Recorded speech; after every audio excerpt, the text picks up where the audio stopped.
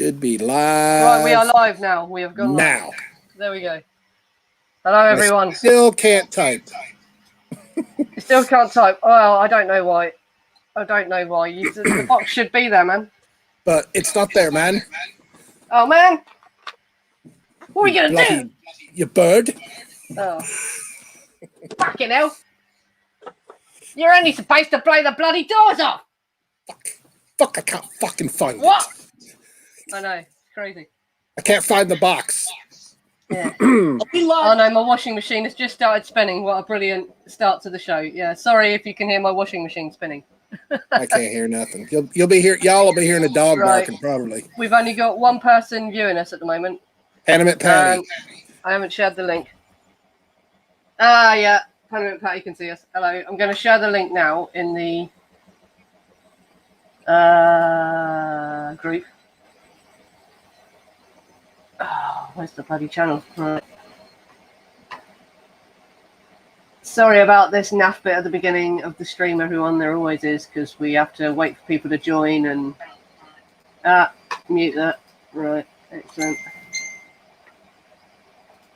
Right, I'm going to share the link in our group. I don't think we really need to share this in any other groups, though, because we get people watch on playback and leave comments. I had to delete... Hey, Russ. Yeah. Who's Rascal? I pronounce it Rascal. For some reason, I think he's French, so I say Rascal. Oh, okay. Ah, is that what it is? Yeah, because he's weird.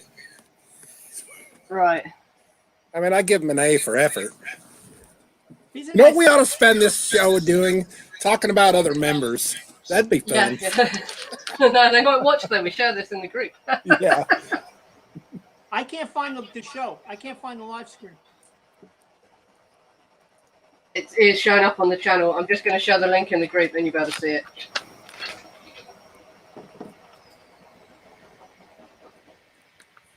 All right, now I got it.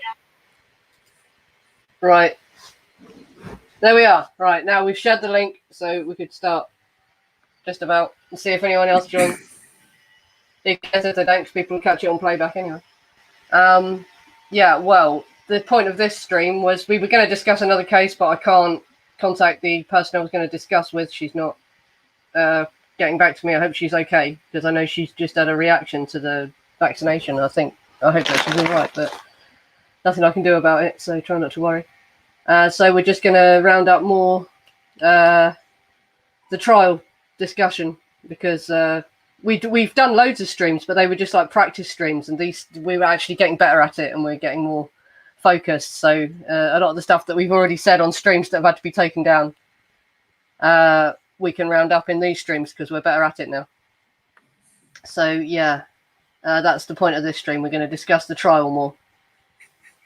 You know something? In private, we sound like we live with each other, and now it's going public, because I spoke to Mike this morning saying, "Where is Nancy? What time did she get home?" And he said, she's sleeping. Yeah, yeah, I saw that when I woke up and I was looking at the chat. What are you talking about? How do you know she hasn't got a vibrator? And then right now, you just told the whole world, Russell's putting on his suit. Give him a minute. Yeah, that's it. No. Like I'm in the bathroom. People are sat in the chat room going, "What the hell's going on here?" Yeah, we're pretty comfortable.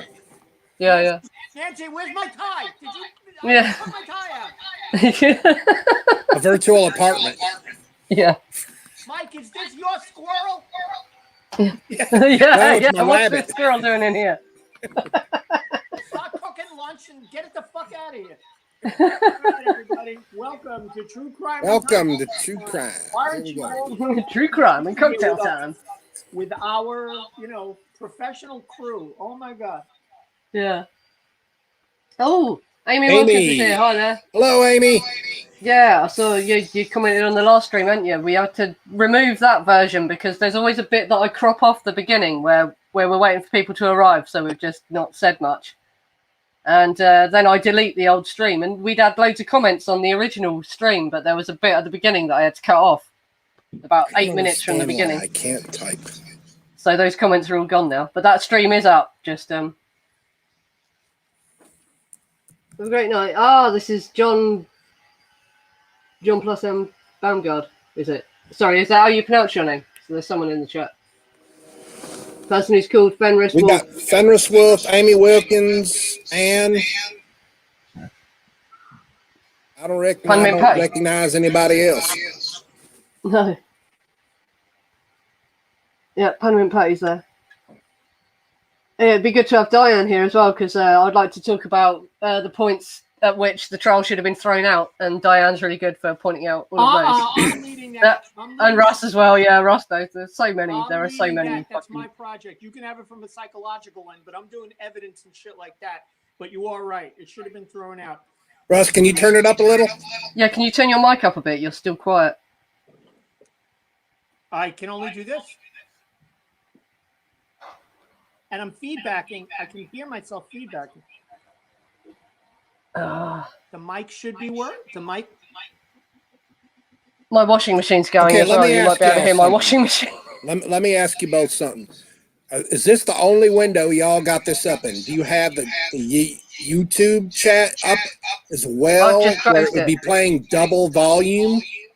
You're supposed to mute. If you have the YouTube stream open, mute it. Otherwise, you will get. I don't have the. See, that's why I want the YouTube stream open so that I can see what people are saying. Well, I can see what they're saying, but I can't type anything in here. There's no box. This is. Oh, I don't know why it's doing that to you. This is the live stream of the YouTube channel. I do it the same reason as Mike. I'm gonna put that on the phone. Why are you getting it? Yeah, because that's the live stream, and I'm talking on our studio. You know, yeah, and we don't have to have YouTube open at all. I can't even find it. Oh, here we go. Here we go. That's right. I only open YouTube so I can get the link and then share it, and then I shut it again. Okay, I can only type in YouTube. I can't type in ours. Yes, well, it doesn't matter if you can type. You're on the stream. That's fine. Just read what they're saying and respond to them. There's no box. There's a box for YouTube, but there's not we're professionals, guys. We know exactly what we're doing. Totally fucking professional, man. No wonder we drink. According to YouTube, we have 6 viewers in the room, y'all. We have 6 viewers. That's a record for us. Last week was the record. We had 8. Oh, on my rent tonight, I've got my dress. I've got a 60s cocktail dress on. Actually, this is actually a proper vintage 60s cocktail dress. That pattern, I don't like the way that it bunches around you because it looks like Susan Turn in it down, that you can dress. see it. That pattern is beautiful. Put it up close. Put the sleeve up close to the camera. That's different than Sadie's dress. It is, yeah. The lace is different. Yeah. Yeah, because Mike, as soon as I posted a picture of this, Mike immediately found a picture of Susan Atkins in a similar style dress and posted it in the group. Of course I'm gonna. Exactly. And you got to leave your hair like that. Why do you put it in the front like Morticia Adams? Looks better down the front. Looks better down the front. There we go. All right, are we ready to rock and roll here? Yes, it's pink. It's pink. It's actually really bright pink. I was surprised by the colour because where it is actually 60s, I thought it would be faded. But someone must have stored it well in a wardrobe so it's never been exposed to the sun. It's actually quite bright. So that's actually from the 60s. Yes, it's actually a 60s cocktail dress. Looks like the kind of thing you guys would know Cilla Black was probably, because I doubt she was big in America because no one would have been able to understand what she was saying. She was a Scouser, but she was a big star. Is that gin? Okay. Gin, yeah. Talk about just some page announcements because I know Mike loves my announcements. Are you drinking wine or are you drinking gin? Gin. Okay, Mike, we got to get the show done in 13 minutes before she conks out. She ain't gonna conk out. We've been holding shit up here the last couple of weeks. Yeah. Well, I had to go run after a cat. I know you did. We put wagers on when you're thing going on if I just have it over one eye like that. Is that better? Russ? Looks better like that, Nancy. Yeah, do you like that better? Russ? Looks better just like that. Yeah. Is there a way that I can make this gray like black and white? Is there a way that I can edit it somehow? Well, then we're all going to go black and white if you do that. Oh, if you're all going to do that, it's no point. But for me, it would look better black and white. We can actually mess about with the way we look. I can do that. And, whoa. That's just a pattern change. I like that better. That's screen sharing. I've worked out how we can screen share. Good. Right, we can share our screens. That's solo. That's That's all even. We're all the Does that same look size better? right there. That's perfect. It's Does that Nancy's, actually look better? That does, doesn't it? Not well. I like the other one. I like that. Yeah, that's better right there. Yeah, I think that looks cooler, doesn't it? Why not? Let's try that. But that's good. If we can screen share from in here, then we don't have to worry about OBS. We can Now, show you know what's the. cool? You're ahead of me. Oh yeah, I've got a wider window now. You can actually. I don't have to keep leaning over like that. So I'm in the window. So, John. Right. Let's get talking about the case. Okay, yeah, let's good. get talking John, about the case. If she's saying have a good night, she's not really leaving. That means she's working tonight and she's doing rounds in the hospital. So she'll come if she wants. All right. So as far as getting the case, do you want to jump right into reasons to dismiss?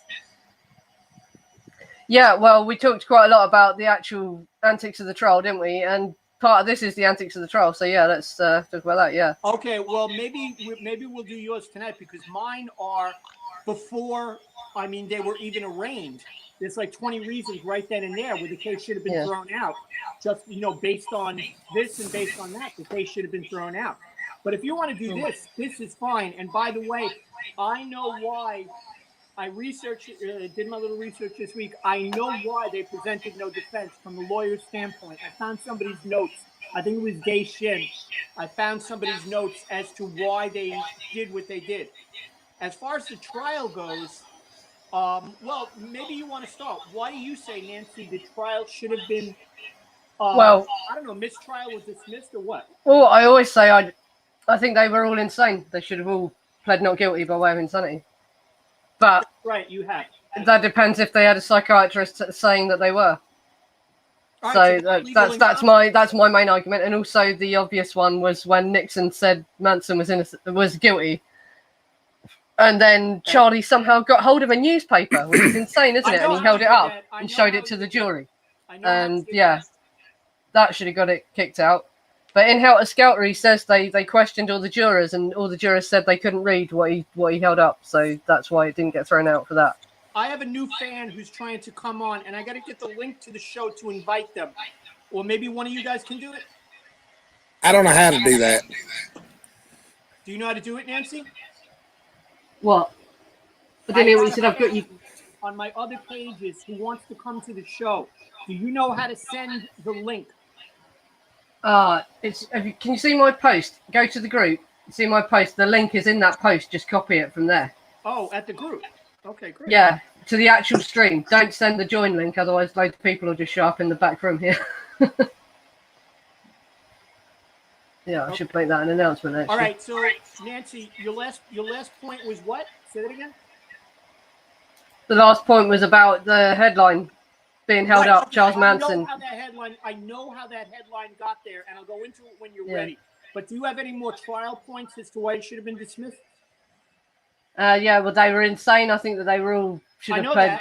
They all should have pled not guilty by way of insanity, but they didn't. They were advised really poorly by their lawyers. And the headline being held up. The party as well. Diane shared a flyer that was the invite to a party. The Christmas party, yeah. And it was Halloween. It was a Halloween party. And when I saw that, I was going to post a laughing emoji because I assumed that would be Charles Manson supporters on the outside, members of the public. But when I actually read the post, that was Bugliosi, and the defense and all the press actually held a really bad taste in considering it was actually still the trial going on. Themed Halloween party for the Charles Manson family themed Halloween party, and they did a flyer for it and everything. And there's a photo of Bugliosi there, loads of other lawyers there, and the people from the press were all at this party. That was crazy. You're typing now, Mike. You found it. I can't get this thing going. They put ropes around their neck. They talked about Tex Watson being the devil. I'm here to do that. They made a mockery of that. Yeah. That should have been a invite. Just having that party. Well, yeah, that alone. And the fact that they mixed with the press as much as they did as well. That shows how shit got leaked. Yeah, because so much got leaked. That's another reason it should have been thrown out. Susan's testimony was already published in newspapers, wasn't it, before the trial began? I know that story too. I can't. That got out real quick.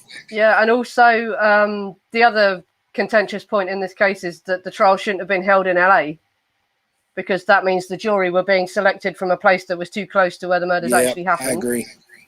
And but that I think that's a bit of a moot point, because this case was so widely publicized, the whole of America and the world, because I mean even in London fucking people knew what had happened. So like I don't really think it would have made that much difference, but it's definitely wrong that it was like held in a place that was right down the road from where it happened. That's another reason that it shouldn't have happened. And there's just so many reasons. I read up on a little bit tonight. Irvin Kanarick. That's mine. You can ask go ahead. You can ask me, and I'll tell you why I hate that motherfucker. Yeah, but he loved Charlie. Even though he loved Charlie. I'm going to steal his fucking strategy for my divorce. Anyway, all right. I invited the people that I had to invite. Okay. Now, one girl only speaks Vietnamese, so everybody looks real tough, but she loves me. I was drunk last night. I took a naked picture. And she's still talking to you? Well, that's the funny thing. She gone quiet since you spoke that. When I took my Viagra at the same time, and she still loves me. I don't know. She loves me or she's laughing, because when she watches it, it's like when I go to do my nails, all the little Korean girls, they start giggling at me. Okay. Anyway. Back to the topic. Yeah, back to the topic of for these intellectual giants. All right, so we got 3 things right there. Let's do one by one by one. Do you want to do why they did no defense? That's the other point. Yeah, I know Charles why. Manson presented no defense whatsoever. There was no defense presented. He knew he would have got faked. That's why. Yeah. Well, they would have narked him out. He was worried that they were going to narc him out. That's why he didn't want them to have the testimony at the end, testify. Okay, well, I got another take on it, but anyway, we'll do this. Now I don't hear an echo. I do. And I hear Mike's echo and mine. Nancy, it's definitely you. Hello, Stay Beautiful, 87. Stay Beautiful, 87. Hello, I think that's Emily. Is that Emily? Emily, hello, Emily. This was another point. We'll discuss it at the end of the hour. Emily, can I have your autograph? I heard you're famous. Yeah, because we can't... My dear Emily, I took some pictures last night. It's really nice. Would you like to see it? But the text is in Vietnamese. Say no, Emily. Say no, for God's sake. Don't worry about it. I found out what the Vietnamese girl was saying. Well, she was saying, where is it? Where is it? What is that? Whatever you did then, Rush, your audio just got way better. Good. I was screaming. All right, this is good. Hey, we got a real crowd going. Yeah, we've got 9 people watching. 9. Okay. Excellent. Hello, Emily. Emily, the first one you've ever actually seen live, isn't it? Absolutely. That's good. Yeah, great. Emily Weiss named this show. And we've got to change the bloody name, because I found out there's already an established true crime podcast called True Crime and Cocktails. And which is really, really sad. So, but I was thinking we only need to change it to something like True Crime and Liquor, or True Crime and Hard Drinking, or whatever, Words, if we do. It's just words, isn't it? It's just words. But I don't want them to say... I'm more worried about the page and changing that. Let me get my glasses. Give me a minute. Yeah, because I don't want the people that have the other podcast to say we're trying to steal their name or whatever, you know what I mean? So we've got to change the name. But the only point is we drink... As we're talking about true crime, so it doesn't have to be cocktails specifically, does it? It can be anything, and they can't copyright that. I'm drinking Coca-Cola. Yeah. Okay, my friend. So. It's not COVID, don't worry. I was just joking on gin. All right, let's do the... at least put ice in it. Then the glass would be clinking constantly, wouldn't it? You drink that straight, Nancy, or do you put tonic in it? No, there's tonic water in it. I've got this. Actually, this is really nice tonic water. I bet you can't read that, can you? Indian tonic water with elderflower. We ain't got that over here in Georgia. Yeah, Indian tonic water. You have to go down to the stream. This is Tesco. 10 feet away. Owned by Walmart. Some animals pissed. Oh, yes. You might be able to get it in Walmart if you look. Okay, so this is Tesco's what owned by happened Walmart. with the Nixon newspaper. All right, so everybody, once again, all our new guests and all our new members, thank you so much. We're all happy you're here. Nancy, how many? Do we have 7? Do I see 7? 7 now. Yeah, it's dropped down a bit. But 6. All right, good. So I want to welcome everybody on 7 on this Saturday night, which seems going to be successful. Is our new live stream YouTube video show, True Crime and Cocktail Time. Every night we're going to talk about one of the true crimes of history. Tonight our guest star missed it, but we were going to do the Moors murders of London, England, and we'll do that another night. We have it was Manchester. It happened in England. Yeah, all the same in Brooklyn, baby. And it's all just one big island. So we are just Tesco. Oh yeah, I've heard you lived in England, Parliament. Yeah, so you know Tesco's. Oh yeah. So we are going to looks like Walmart now. It's all owned by Walmart. We encourage all of you to comment. Don't stop commenting. And if you want to tell the story, tell us, and Nancy will bring you on as a guest, and we'll talk, and you'll join the panel, and we'll have a great time. I want to introduce in Lancaster. Oh, that's who's Manchester? Is that chick? No, Panamint Patty lived in Lancaster, which is near Manchester. Yeah, so you lived up north, so you understand northern accents. That's good. Because some of the guests I'm going to bring on are northern, and Americans can't understand that sometimes. But yeah, at least Panamint will be able to understand. Well, it's no different than the United States. We have different accents. No, but for some reason, northern British accents really confuse Americans. They can't understand what the hell the person's saying. It's quite funny. Y'all wouldn't understand me if I come over there too. I'm actually half northern. I'm half. Well, we call them Geordies, but really my dad's a Foggy, but it's complicated. So we'll just call him a Geordie, which is a really weird accent. And when my relatives come down from the north to the Isle of Wight, my friends can't understand what they're saying. And they're English because the accent is so weird that they can't understand what they're saying. I have to translate for them. It's quite funny. Did you take a class for that?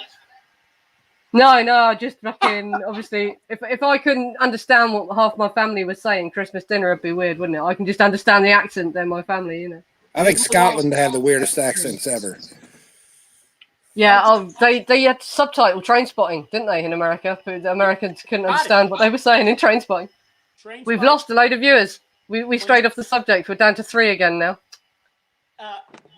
So we're losing everybody. So hopefully people will come back. Yeah, we started talking about England, didn't we? All right. So let's get to the point. No one wants to hear about England. You said it, not me. Nancy Farrell, as you know, is our resident chief psychologist. She has studied the psychological reports of all the defendants in the Charles Manson case. And she has made it a lifelong study of the Tex Watson angle of this right now. She has much to say about that as the weeks and days and everything go on. Mike Catcher, our newest member, is a great surprise to all of us. He's on the page less than 6 months, and he's already an administrator, and he's part of our show that me and Nancy have been planning for God knows how long. So welcome, Mike, and thank you for staying with us with our craziness. Thank you. And I think Mike is the den mother, too. The den mother. Now I've just worked out how we can screen share in Streamlabs. I should just be able to, in StreamYard, sorry, I should just be able to do the text presentation through here. We don't have to worry about setting up OBS.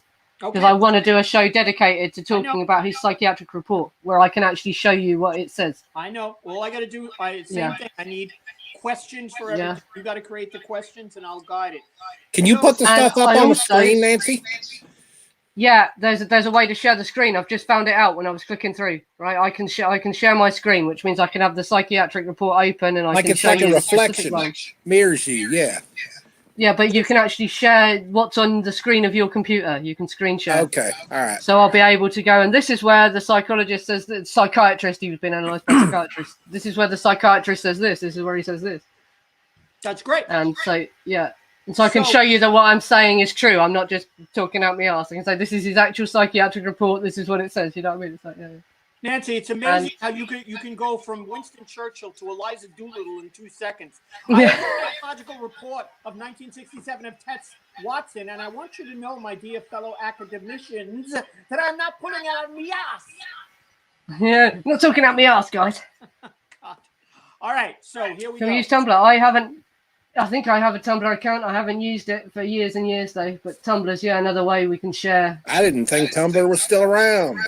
Oh, no, it is, yeah. And there's a lot of people that talk about true crime on there. Emily's got a point there, yeah. Well, Orange Julius, sorry, I thought that was Emily, no, someone else. Who's Orange Julius, then? Okay, he's Orange Julius. On the Nixon newspaper, how did the Nixon... Okay, now Nancy maintains that this trial should have been mistrialed because of the Nixon newspaper. I'm going to tell you the story that I heard, and I 100%... And many other reasons for you. This is the story. So, Irving Canarak had somebody leave the newspaper on the shelf on the top part of a filing cabinet when in one of the common rooms where they brought the defendants through to go to the court. Manson knew about it, or he saw it and he grabbed it. So in other words, they left it out just like they left the sports page. Mike, I'm going to leave the sports page for you right here. You can get it later. Thanks, Russ. Bye. And then Manson passes it by his way into court. He grabs the paper and he basically puts it down his pants and he goes into court with it. And then he showed. Now the source of this and the antagonist of the story, if you will, is Irving Canarak. And I 100% believe that could happen. No doubt in my mind that could happen. Canarak. How do you know it's pronounced that? It's Irving Canarak. It's not Canarak. From fucking Georgia. He's telling me how a Jew name is pronounced. Trust me, it's pronounced Canarak. Fine with me. No problem. Oh, it's anyway, all right.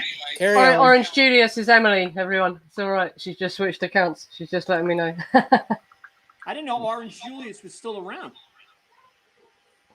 You know what Orange Julius is? It's like it's a store. Yeah, it's a store that sells orange juice like Sunny D. It's gross. Anyway, so that's what I say right now. Okay, Nick, why don't you take it from here? As far as the newspaper goes. Well, just my comment on that. I just think that's absolutely crazy that a man who was the defendant in such a heavy murder trial was not being watched. Well, it shows that it was staged because a man who is, like Charles Manson would be being watched very closely. Right. And there would have been guards all around him. So they saw him do that. They saw him put that fucking newspaper down his trousers and walk into the courtroom with it. They knew he was going to do that. And it's horrific. It just shows. I'll give you something else. How this trial was nonsense in so many ways, Of course. And in one way that it was nonsense, the judge actually interviewed each member of the jury. And in interviewing each member of the jury, he said, so what did you think of this headline? What did you think of this? What did you think of that?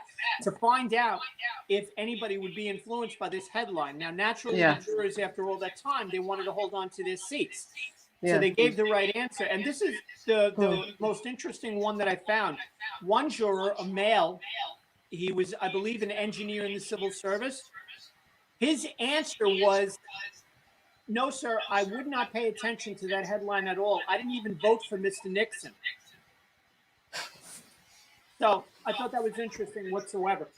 So, but what would be the and under British jury selection standards, right? Just the fact that they said they had seen the headline would have been enough to get the case thrown out. It wasn't. It would have been enough that they knew they were prejudiced. They were prejudiced because they had seen these headlines.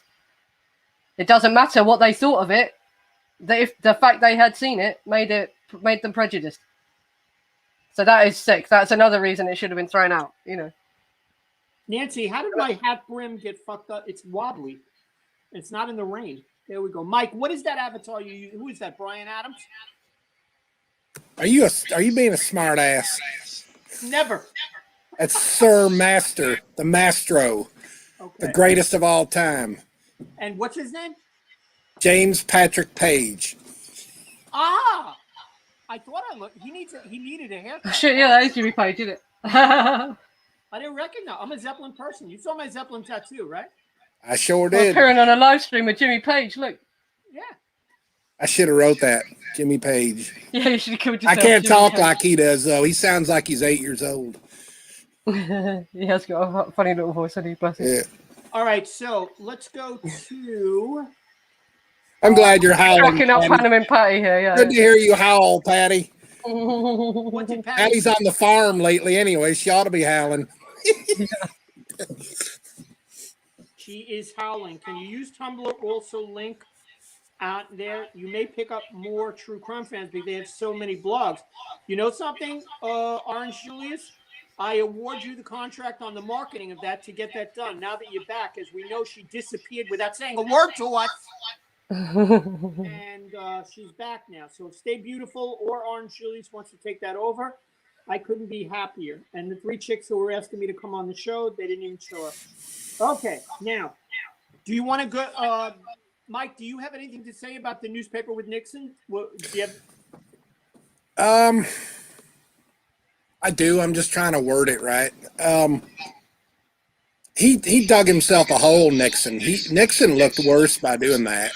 He looked like he was scared. He looked like he had an agenda to go after every hippie counterculture group there was, and it completely looked like it was set up.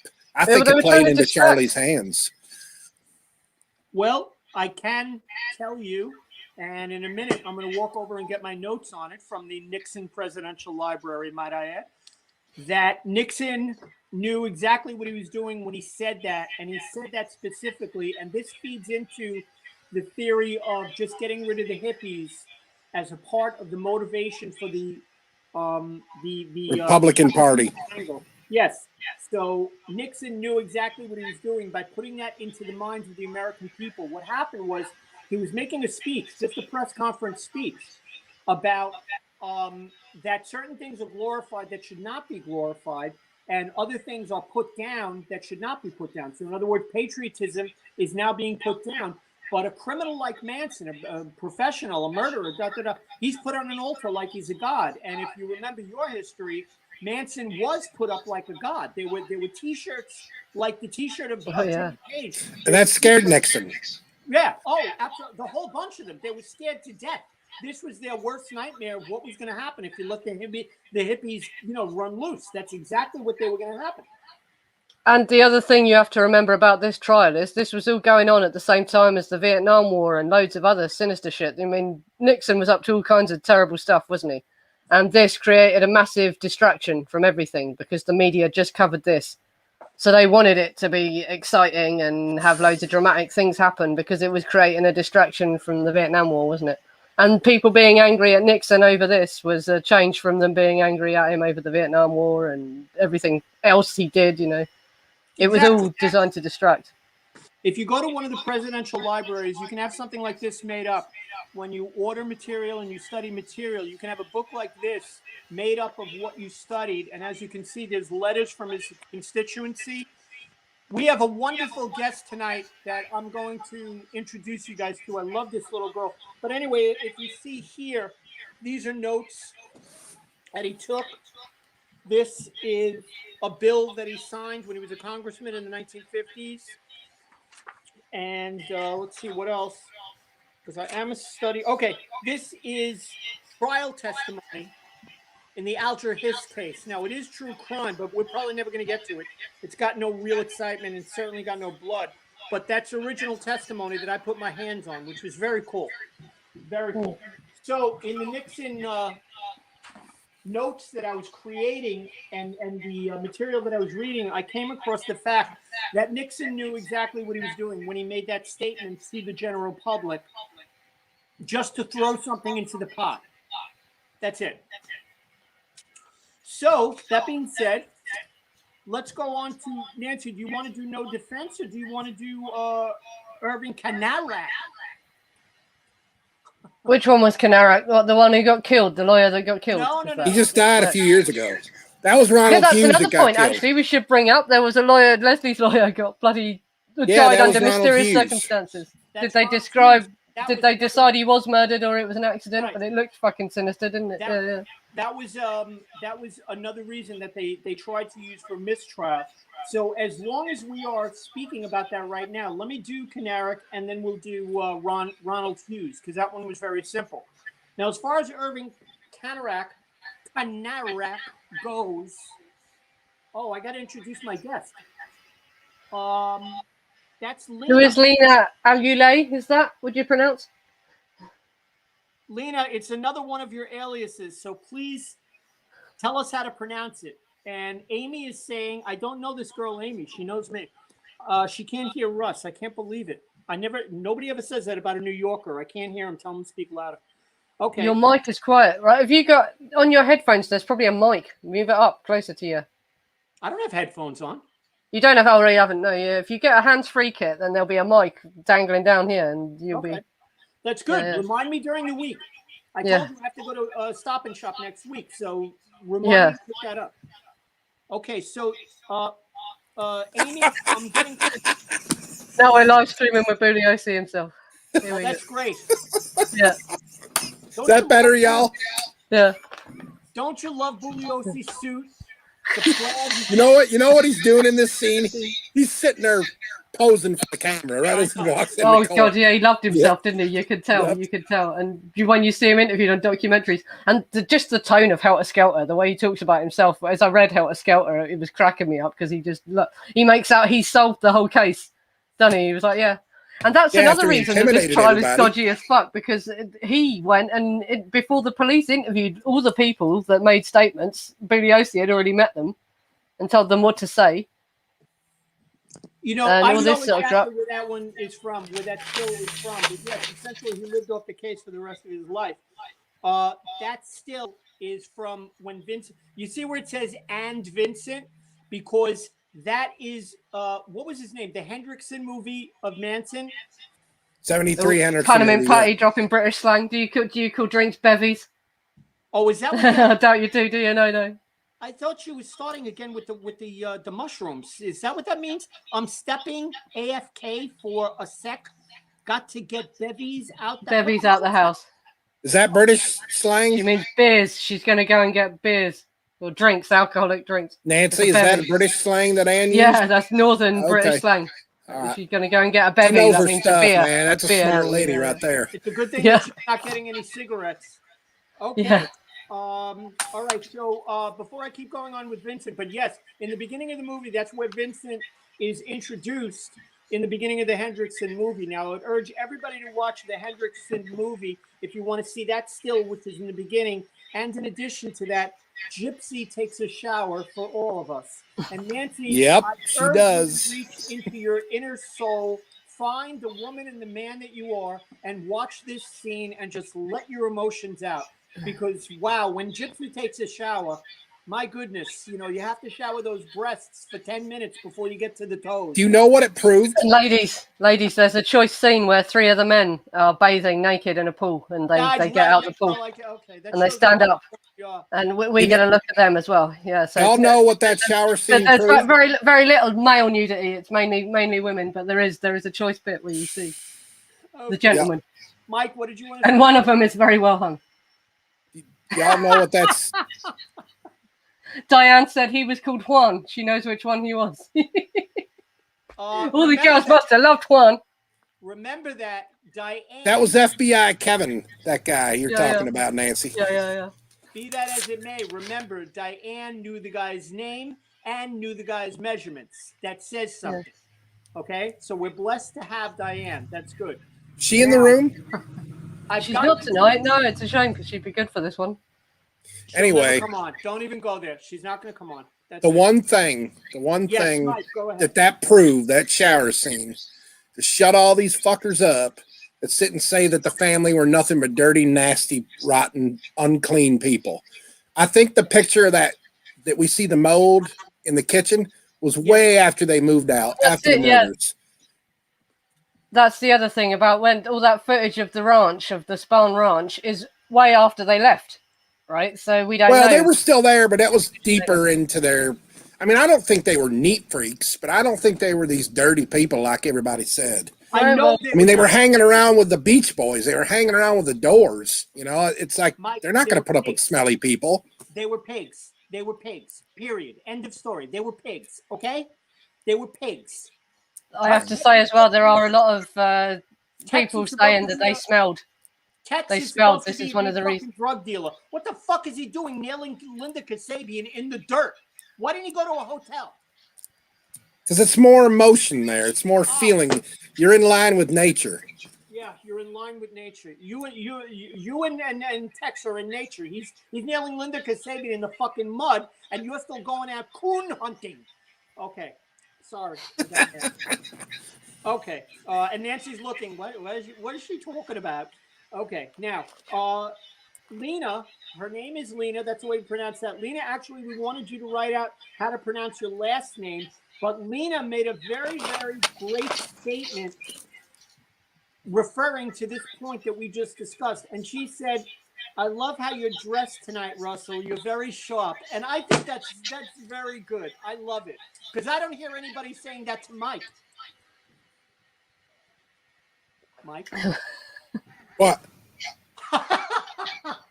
Okay. Yeah, you look sharp, Russ. Yeah. Look like you're about ready to go put a mafia hit on somebody. Okay. We don't use those words in New York, by the way, Mike. What, mafia? Yeah. Oh, God. Yes, I think I was right. And if she's French, not New York. I lived in New York State. No. Let me tell you about Lena. Let me tell you about Lena. Lena is my dear friend from the Midwest, and Mike just said she's French, and I wouldn't be surprised if she had some French in her. Right? With a last name like that, it's French. Absolutely. I'm sure she has some French in her. Anyway, Lena is in a very, very reputable, wonderful business, possibly the oldest single business in the history of the world.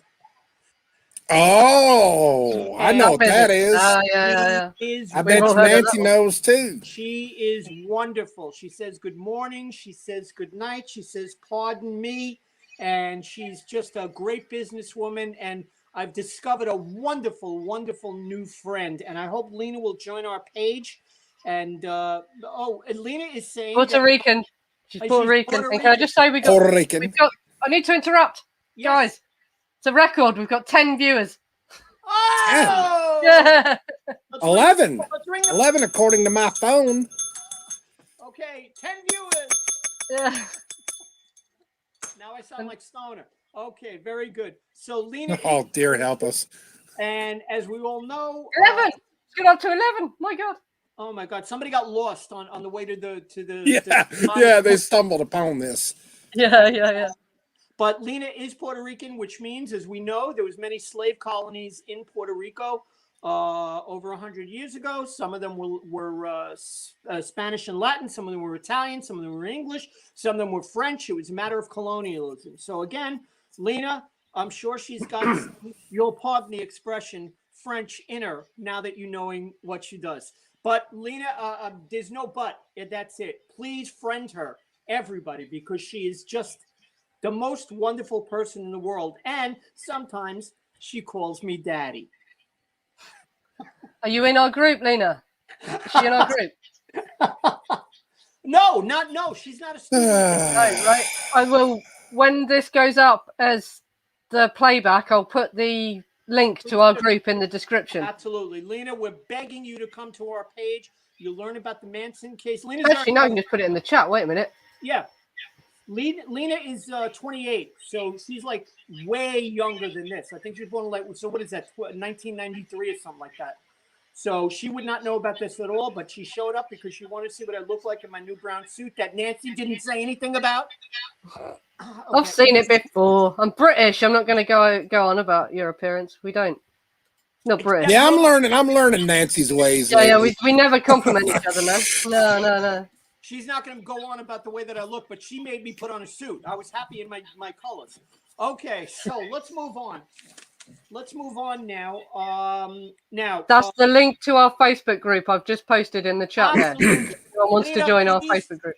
Lena, my dear, please just go to the link on, say you want to join, that's it, and we'll put you in right away, and then you'll see if you want to stay. It's a very interesting case, and I'm sure you'll have a good time. That's it. But Lena is just wonderful. Please go to her page. You don't know what wonderful is until you've met Nancy first. You see, I'm not dumb. And Lena with her. That's it. Nancy, contact her, talk to her. You're going to love her. Yeah, cool. Post in the group. We don't only talk about the Manson case as well. It's a true crime group. We talk about other cases. We only talk about the Manson case. That's right. Yeah, we focus a lot. I will let you decide. Are we going to do why they did no defense, why they declared no defense, or do you want to talk about my cousin Irving? What would you like to talk about? I already know why they didn't do a defense. Well, let's do no defense, yeah, because everyone else doesn't know, Michael. Come on, we got. I know it. Go ahead. Take it away, Mike. Well, one of them already snitched, and he had to intimidate the shit out of her to get her to recant. Another one was on the verge of snitching until they were like hanging kites and sending little messages around. Charlie had nothing to gain if they got up and put on a defense at the end. He told them not to. He put on his long sob story there, emotional 2-hour crap about the environment and everything else, and then walked away. The girls weren't wanted allowed to hear that, were they? The jury never heard that. You just sat in front of the jury did not hear that. That was just in a group of reporters and the judge. Yeah. I think that Charlie was scared shitless that somebody was going to really expose him for what he really was. And, he knew he wasn't going to get out. He knew he was headed for the chair, for the gas chamber. There's a gas chamber, wasn't it, in California? Yeah. And, that's it. It's simple. I think we complicate this a lot more than we have to. Yeah. That's my theory. From the records, I'm going to give it to you from a recorded standpoint of what comes from their notes. But anyway, that's what Mike says. Nancy, what do you say? Well, no defense. Well, I just think it's appalling that in such a notorious case, and a man as notorious as Charles Manson was given absolutely no defense, no matter how you judge him. And I do believe he was guilty as well. I don't believe that he should have been found innocent. My belief is just that he was found guilty of the wrong crime because so many lies were told. And I believe that even if the truth was told, he would have been found guilty anyway.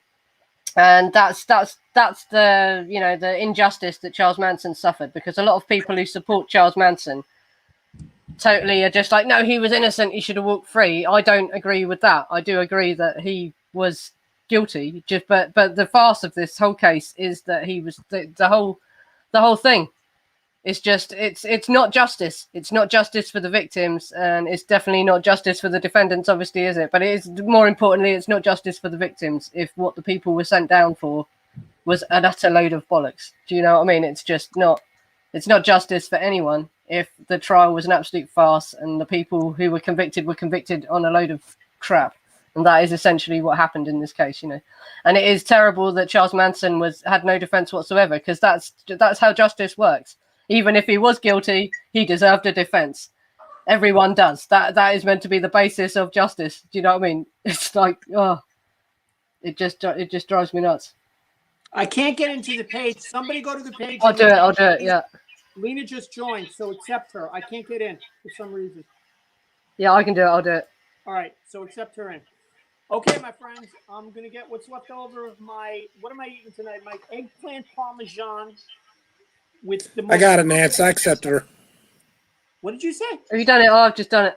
I got it. If you already done it, yeah, it's all right. Yeah. You're in, Lena. Yeah, you should better see the group now. Lena, we welcome you with open arms. And yes. Have a good time. And now, you can ask me any questions you want, except early in the morning when we both wake up and we talk about other things. Now, when you see her picture, you'll understand. Nancy, stop guzzling it. One sip at a time. Well, this is my first glass, man. My first glass. We've been going 48 minutes and I'm still on my first glass. Okay, well, that's good. Then it wouldn't kill you to put some ice in it. Glass, not gloss. Glass. You are in the United States tonight. You are not in England. You're on a United States webcast, on a United States Facebook. Yeah, that's it. You're going to do the United States way. Are we cool? I'm drinking up my glass. There you go. Nancy, try and do a Southern accent, can you? Oh, Southern. No, I'm really crap at American accents, honestly. It starts out good, but you all turn into John Wayne by the end of the sentence. I cannot do an American accent. I start out getting it right, and then by the end, you're all pilgrims. All right, so we're going to wait on Canarak, and between the no defense, what I'm going to say, and Canarak, it is time for tonight's cocktail dress reveal, Nancy. Okay. No, we're not at the end yet. We're 49 minutes no in. way. No. Those days are over. Should I get the screenshot position ready? Exactly. No, you are not doing it at the end of the show. Control Alt print screen ready to go. All right. Now here. You'll be disappointed. This one isn't so figure hugging. Well, you bought it. Were you in the store when you bought it? I can't believe that you bought. I mean, it's cute. Don't get me wrong. Oh, it is. No, that's the point. Yeah, it's not a If you get a hat like a pillbox hat, that would look great. Contour dress. Yeah, this is the type of dress you're supposed to wear a pillbox hat with. Yeah. Yeah. I'm just laughing when I looked at it in the mirror. I was going, they're going to be disappointed, man, because it's knee length and it doesn't clink your body. You showed it off already in the mirror a couple days ago. I wore a body contour dress, didn't I, last week? And you will love that. Yeah, this is not a body contour dress. Right. We've already seen this pink one, remember? Yeah. You already posted Yeah, you've seen pictures of it, but you've not seen it. They weren't very good pictures, though. Yeah, I was holding my phone, so you can't see the lines of the dress very well. But it's not going to get the scrutiny me and Mike going to give you like two fucking 14-year-olds when you stand up. So nothing beat that one a couple nights ago. That was the best. I never realized what a child I am. Shit, join the club. Okay, so here is the reason, and I declare this to be officially true. This is not a theory. This is not a thought or an opinion. I declare this to be officially true, and Panaman Patty is there, and through attrition, she is the resident expert on the case. Now, I don't know if Diane is watching. Did anybody see Diane? Diane can prove me right or prove me wrong. And here we go. The reason that they did not present any defense, according to every note that I've studied from every lawyer that I've studied, is this. If the girls were allowed to testify and other people were allowed to testify, they were going to implicate themselves and take all blame and all guilt away from Charlie and anybody else, even Pat, even Tex, who are the main and only killers. So lawyers did their responsible legal obligation and duty. They could not let their clients basically give testimony implicating themselves, knowing that they would not plead the fifth. And that is why they presented no defense, because the girls would have taken all the crimes upon themselves, and they would have been violating their oaths as officers of the court. Nancy, you first. Also, I think as well, there's a lot of conspiracy stuff about this case, and I only call it that because we cannot show you written evidence that this is true, right? But there's a lot of stuff about what they actually found at Cielo Drive, about there being tapes that I'm not even going to mention what's on the tapes, go into detail because it's so horrible. But you know what I mean. But there was tapes of pornography, just call it that, and they were not normal pornography. There was bestiality. There was people not consenting. It was terrible stuff, and there were famous people involved in all this, and so I think they didn't want that getting out. And also, there's evidence, if you read Nicholas's book, there's evidence that Dennis Wilson had the equipment to play these tapes, because in the 60s there were not VHS tapes, clearly. So you would have to have a setup that was like what a film producer used when editing a film. Basically, you would have to be quite rich to be able to watch these tapes. No, Dennis Wilson apparently could play these tapes at his house. And so all these girls and Tex and Charlie would have all seen these tapes. They were watching these celebrity porn tapes, basically. And it wasn't even just normal pornography. It was like quite sadistic, horrible stuff, apparently. But this is hard to prove. So there is a private detective. There's testimony of a private detective who, I think it was Sharon Tate's father, hired, who found evidence of these tapes, found evidence of the police trying to sell these tapes. Okay, well, so I think that is another reason why. And also, if they presented a defense, then people would have, the girls might have stood up and said, no, we didn't do it because of Helter Skelter. We did it because Wojciech Frykowski ripped off us for this MDA. And so that would have then implicated Sharon Tate and everyone that was in that house as drug dealers as well. And no one wanted that because it was so tragic that she had just died. And it's just like, so it was to protect Sharon Tate's reputation, to show that they didn't want it to come out that she was actually living with a load of drug dealers. Because no, in this day and age, this is the thing why they still cover this up. Is the sad thing, because in this day and age, no one should judge her for that. No one, I'm sure, no one would hear that and think, well, she deserved what she got. Then you're the bastard if you believe that. Do you know what I mean? But there was, I think, another reason there was, to wrap up basically what I'm saying, there was a lot being covered up in this case. They were trying to hide embarrassment for very powerful Hollywood people, and like if they had, but if they had actually presented a defense, then these things would have started to slip out. These things would have started to come out. That actually there was way more to this case. Let her finish. I'm sorry. You know what he's doing?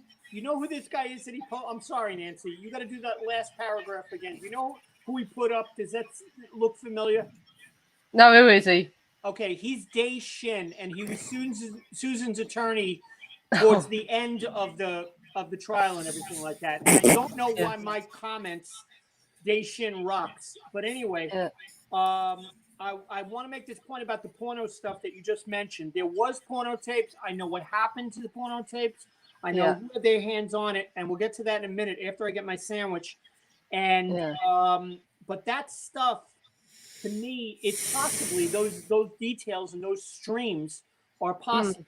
But the bottom line is, all the lawyers in the room decided together, we're going to have to present no defense. If the girls are going to testify that they did it, we can't let them get on the stand. Therefore, we have to present no defense because they're going to fight everything that we do. And that's why they presented no defense, because the girls would say, yes, jury, I'm guilty. Convict me, convict me, convict me. Why does Mike sound like Scarface at the end of the movie? What are you snorting? Not snorting anything. Well, I can hear you breathe. Then put the mic down. I'm not breathing hardly. I'm just sitting here totally silent. You're not breathing. Oh my God! You're not breathing. I'll find an ambulance. I'm sitting here totally silent. All right. Nancy was carrying on. I changed my picture. I heard everything she said. Before we move on to the next point, Patty says PJ knew more than he let on, and Elisa has a lot of his stuff. I always wonder if there are notes or not. Now, I don't know Elisa. I know Elisa in my Bonnie and Clyde world, but I don't know who Elisa is. So, Patty, please take it away, and why don't you explain to us who PJ was? Lisa Stratton. Now, I'm going to go get my sandwich. I'll be back in 2 minutes. I got to put it in the microwave. Watch my glasses. Are you eating cheap food on a Saturday night? Microwavable food? It's got so much cheese. I love it. Yeah.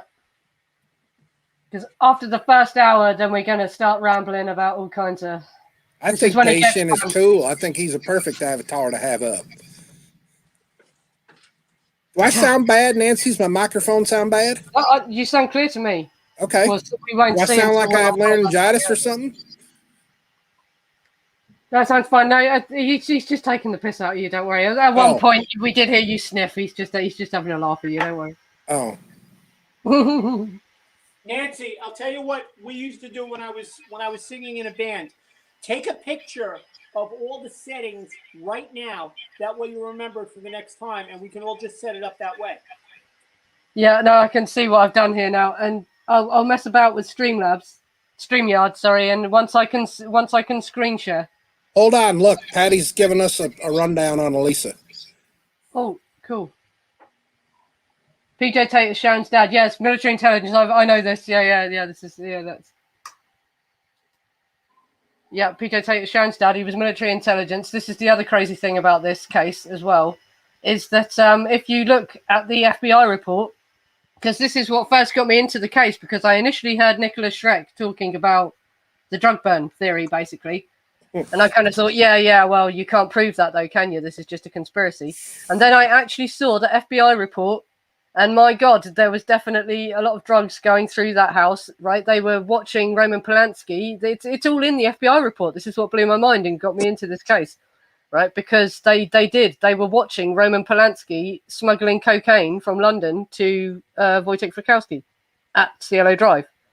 This was actually, and this was what and all the police reports, the FBI report, right? No one said that this was because some bunch of acid casualties wanted to start a race war. The original motive that all the FBI, everyone thought was that it was over drugs. They thought it was a drug robbery.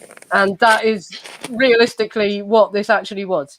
If you look into it, this was actually fucking drug robbery. It was not some crazy thing because some cult leader convinced a bunch of acid casualties that he was Jesus and they had to start a race war. That is bullshit. That is the annoying thing about this case is that, and I'm seeing other true crime channels, young people who've got big true crime channels, and they're talking about this case, and they are still saying it's all because Charles Manson was this evil cult leader and all this sort of thing, and that is not what happened. Yeah, sorry, to get to what Panamint Patty said, PJ Tate is Sharon's dad. And that is the guy who he ran his own investigation into what happened to his daughter, and he was military intelligence, so he knew what he was fucking doing. And he also believed that his daughter was killed because of drug dealing. It was a drug robbery that went wrong. Everyone knew it. You guys are stuck on crazy that. thing about this. Yeah, that's the crazy thing about this case is everyone bloody knew it. That this was not. Question. I have an important question for Nancy. Nancy, where did you leave the napkins? Are they in the kitchen? The napkins, yeah.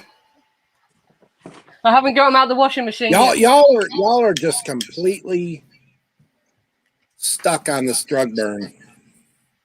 It was, man. It was, honestly. Now listen. You got to read the FBI report. There was...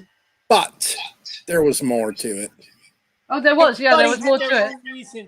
Everybody had their own reason for being there. I give you that, Mike, but the source, the bottom line, was not held to skelter. It was about... Everybody was there for their own stupid reasons. You think Leslie... Yeah. What the fuck? Oh, Leslie was because of Bobby. Plus, she loved Pat. Yeah, she's supposed to have been really into it after she heard that they did. Pat's best friend. I want to be just like Pat. Yeah. That was Leslie. I want to be just like Patricia. Yeah. Because she wasn't actually at the ranch for very long, was she? Before this all happened. No. Her and Bobby didn't show up that long. Less than a year. Yeah. Yeah. Linda Kasabian going along. That's the big mystery because she wasn't even there for a month. If it was She's fucking driving them and shit. I know. Well, talking about Linda Kasabian, man, I could go on for hours about Linda Kasabian, right? Because y'all think that she knew? Y'all think she picked that house out or no? No. What I think is that her and Tex was boyfriend and girlfriend, and so she went for a ride with her stupid boyfriend, like many women have done, like Nancy did with her stupid boyfriend, and Bonnie Parker did with her stupid boyfriend Clyde, and John Dillinger's stupid girlfriend. They went, and she was in love, and they were knocking each other off, meaning they were having sex and all of that shit. And she got involved in the drug dealing, and on the low level, she was rather. I think we're interesting, man. She was in the lower level, and she could get away with a lot because she was cute, but she knew what she was doing, and she probably nagged Tex into it. And part of his anger when he killed everybody was trying to prove what a man he was to his girlfriend. And she didn't realize that they were going to do shit like that, go crazy. But they went to the house, as far as Linda was concerned, to get money or to get other drugs to replace what she felt was stolen from them in their warped 1960s chicken shit drug dealing life. That's my Linda theory. Well, my view on Linda is because of... Oh, God, you changed it to Sadie, yeah. We have another guest here, and this is important, and I want to take a side trip right now. Delinda, stay where you are. Delinda, this is it. Oh, great. Now he's got the prom queen. Who is that, Carrie? You knew this one was coming. Okay, that's fine. Patterman is saying hi to Delinda and everybody. I would like to introduce, and Delinda Hayes just made a comment. Hi, Patty. Wondered what Paul Tate found out. Now, Paul Tate was Colonel Tate, otherwise known as PJ, and that's what Patty was referring to. Now, on our line and on our guest shots, and she's a member of our page, is Delinda Hayes. Now, Nancy, I'm going to let you take over completely. Go ahead, pour it. Hold it up. Yeah, there you go. I want to see it. Yeah. Oh, thank you, Ray. Very British brand of gin there, mate. Where's it from? I think it's actually from France. Oh, it's produced in Great Britain. No kidding. Is everybody going to make me drink that? London dry gin. It's nice gin. If you're into gin, this is the good shit, not man. At all. Not at all. Import strength as well. It's stronger than whiskey. This shit will fuck you up. Yeah. It's great, yeah. That's great. Nancy, when I get to London, Tell all your friends to leave me alone with the gin, because if I get any in me, forget it. I'm no good for an overnight stay. Let's put it that way. Yeah, that's it. Yeah. Now, our new guest, Delinda Hayes, and Delinda, I'm so glad you came. I'm so happy she came to our studio. Is that Patty dislikes gin because it tastes like pine salt. Did you? I've been hearing that for years. It's become It's I the didn't best like tasting gin. alcohol there is. Gin and vodka. I didn't like gin for a long time as well. I used to think it tasted like hairspray. But there's different types of gin. Did you only ever drink Gordon's gin, which is like the main one that you get? That is pretty shit, really. Absolutely. Nice gin, real gin, tastes nice. When your friends say to you, "This tastes like pine salt," or "This tastes like house cleaner," or "This tastes like shit," how do they know? Yeah. How do they know what the other stuff tastes like? You smell it, and your smell and your taste are similar, aren't they? And I got a psychologist in the group. So your senses are similar, yeah, so that you can taste what you smell, can't you? Because your nose and your mouth. Ruining my joke. Anyway, Delinda Hayes. Oh, well, I wanted to say something about Linda, actually, as a psychologist, behavior analyst, looking at this case. The other reason that I think that it's disgusting that Linda got to just walk from all this is because, normally, because the other thing that always bugged me about this case, Bombay Sapphire, that's another type of gin. Sorry, but I'm off on one now. Right, we're talking about when you look at violent criminals, there is always a pattern to violent behavior, believe it or not, and it's really weird. It sort of blew my mind when I actually got into studying this, but it's true, people don't just go out and commit a horrific act of violence like this out of nowhere, and as I was looking at this case, I was thinking, I'll look at all these offenders. And each one of these will have something in their background that led to this happening. And I was looking at it, and I was getting, none of them did, None of them do, And if you look at how they were behaving on Spahn Ranch, the stuff they were doing, yes, they were getting paranoid and they had guns, but, everyone was paranoid at this point in history. The Vietnam War was going on. There was a lot of racial tension. And you're American. You all have fucking guns. Do you know what I mean? That's not that unusual. And they weren't actually going around shooting anyone or anything. The crimes they were committing were like the creepy crawling, as they call it, is cat burglary, basically. So they were burglars and there was prostitution going on. And they were stealing people's credit card fraud, and a bit of drug dealing, But they were not killers. These people were not killers. And so I was looking at this case and I was going, what the fuck is you call it the catalyst? What is the catalyst that made these people go out and commit these violent crimes? And the only one that I can spot is Linda Kasabian turning up, When Linda Kasabian turns up, stuff starts to get violent, This is when they actually go out and they kill they killed Gary Hinman. Well, I don't know, when was Shorty Shay killed exactly in the time? After the murders. After, he was killed after, right. So it's like, But the first person they killed was Hinman, wasn't it? And then, and it seems to be, Linda was the one who put the thought in their head of let's go out and kill people, They were not actually actively killing people. Yeah, there was Charlie liked to talk about, death's a trip and all that sort of thing. And that all comes from the Timothy Leary stuff, doesn't it? Ego death. And I think they were misinterpreting what ego death means. They were taking it as literal death. And ego death is not literal death. Do you know what I mean? So that was just Charlie misinterpreting what was meant by death. Like ego death is you let your ego die and then you rebuild your personality. Timothy Leary wasn't talking about actually going out and killing people in order to free them. He was saying if you let your ego die, then you'll be reborn as a new person and you won't have all the hang-ups that your parents put on you and all this sort of stuff. And Charles Manson just seems to have heard this and interpreted it his own way. And so this is what Charles Manson's philosophy was all about, and all the scary stuff he said about death. Do you know what I mean? But he was not actually literally advocating for them to go out and kill people. It's all just him being edgy and saying dramatic stuff, you know what I mean? And they were not actually killing anyone until Linda Kasabian turns up. And so I think Linda Kasabian is the one who turned up and went, oh, well, you're all small time, man. You're not making a lot of money. Let's get out there and rob some people and steal their money. I think that Linda Kasabian is the catalyst for this. Linda Kasabian is the violent one. And these people were so drugged up, and they fell for it. They all fell for it, and they went out and did it not because of Charles Manson, but because of Linda Kasabian. And it's sick that we'll never hear the truth about her now. You know what I mean? Because Tex will never change his story, because she latched onto Tex straight away, didn't she? It's in Tex's trial transcript.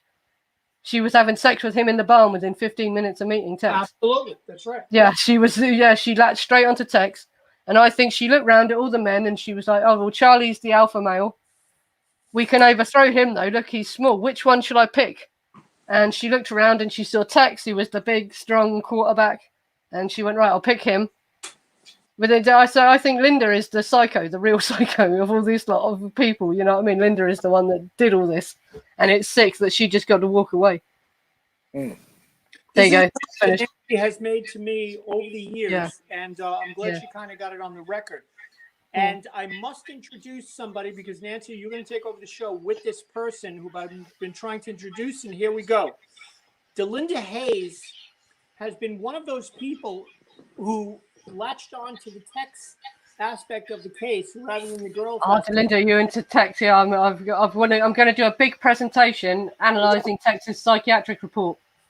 And I want to do another stream talking about other crimes he may have been involved in. Do you know Lynn's voice as well? We do. We know Lynn's. I'm asking Delinda, yeah, because Lynn's has also studied this quite extensively. She'd be good. Delinda and it's on the pages for.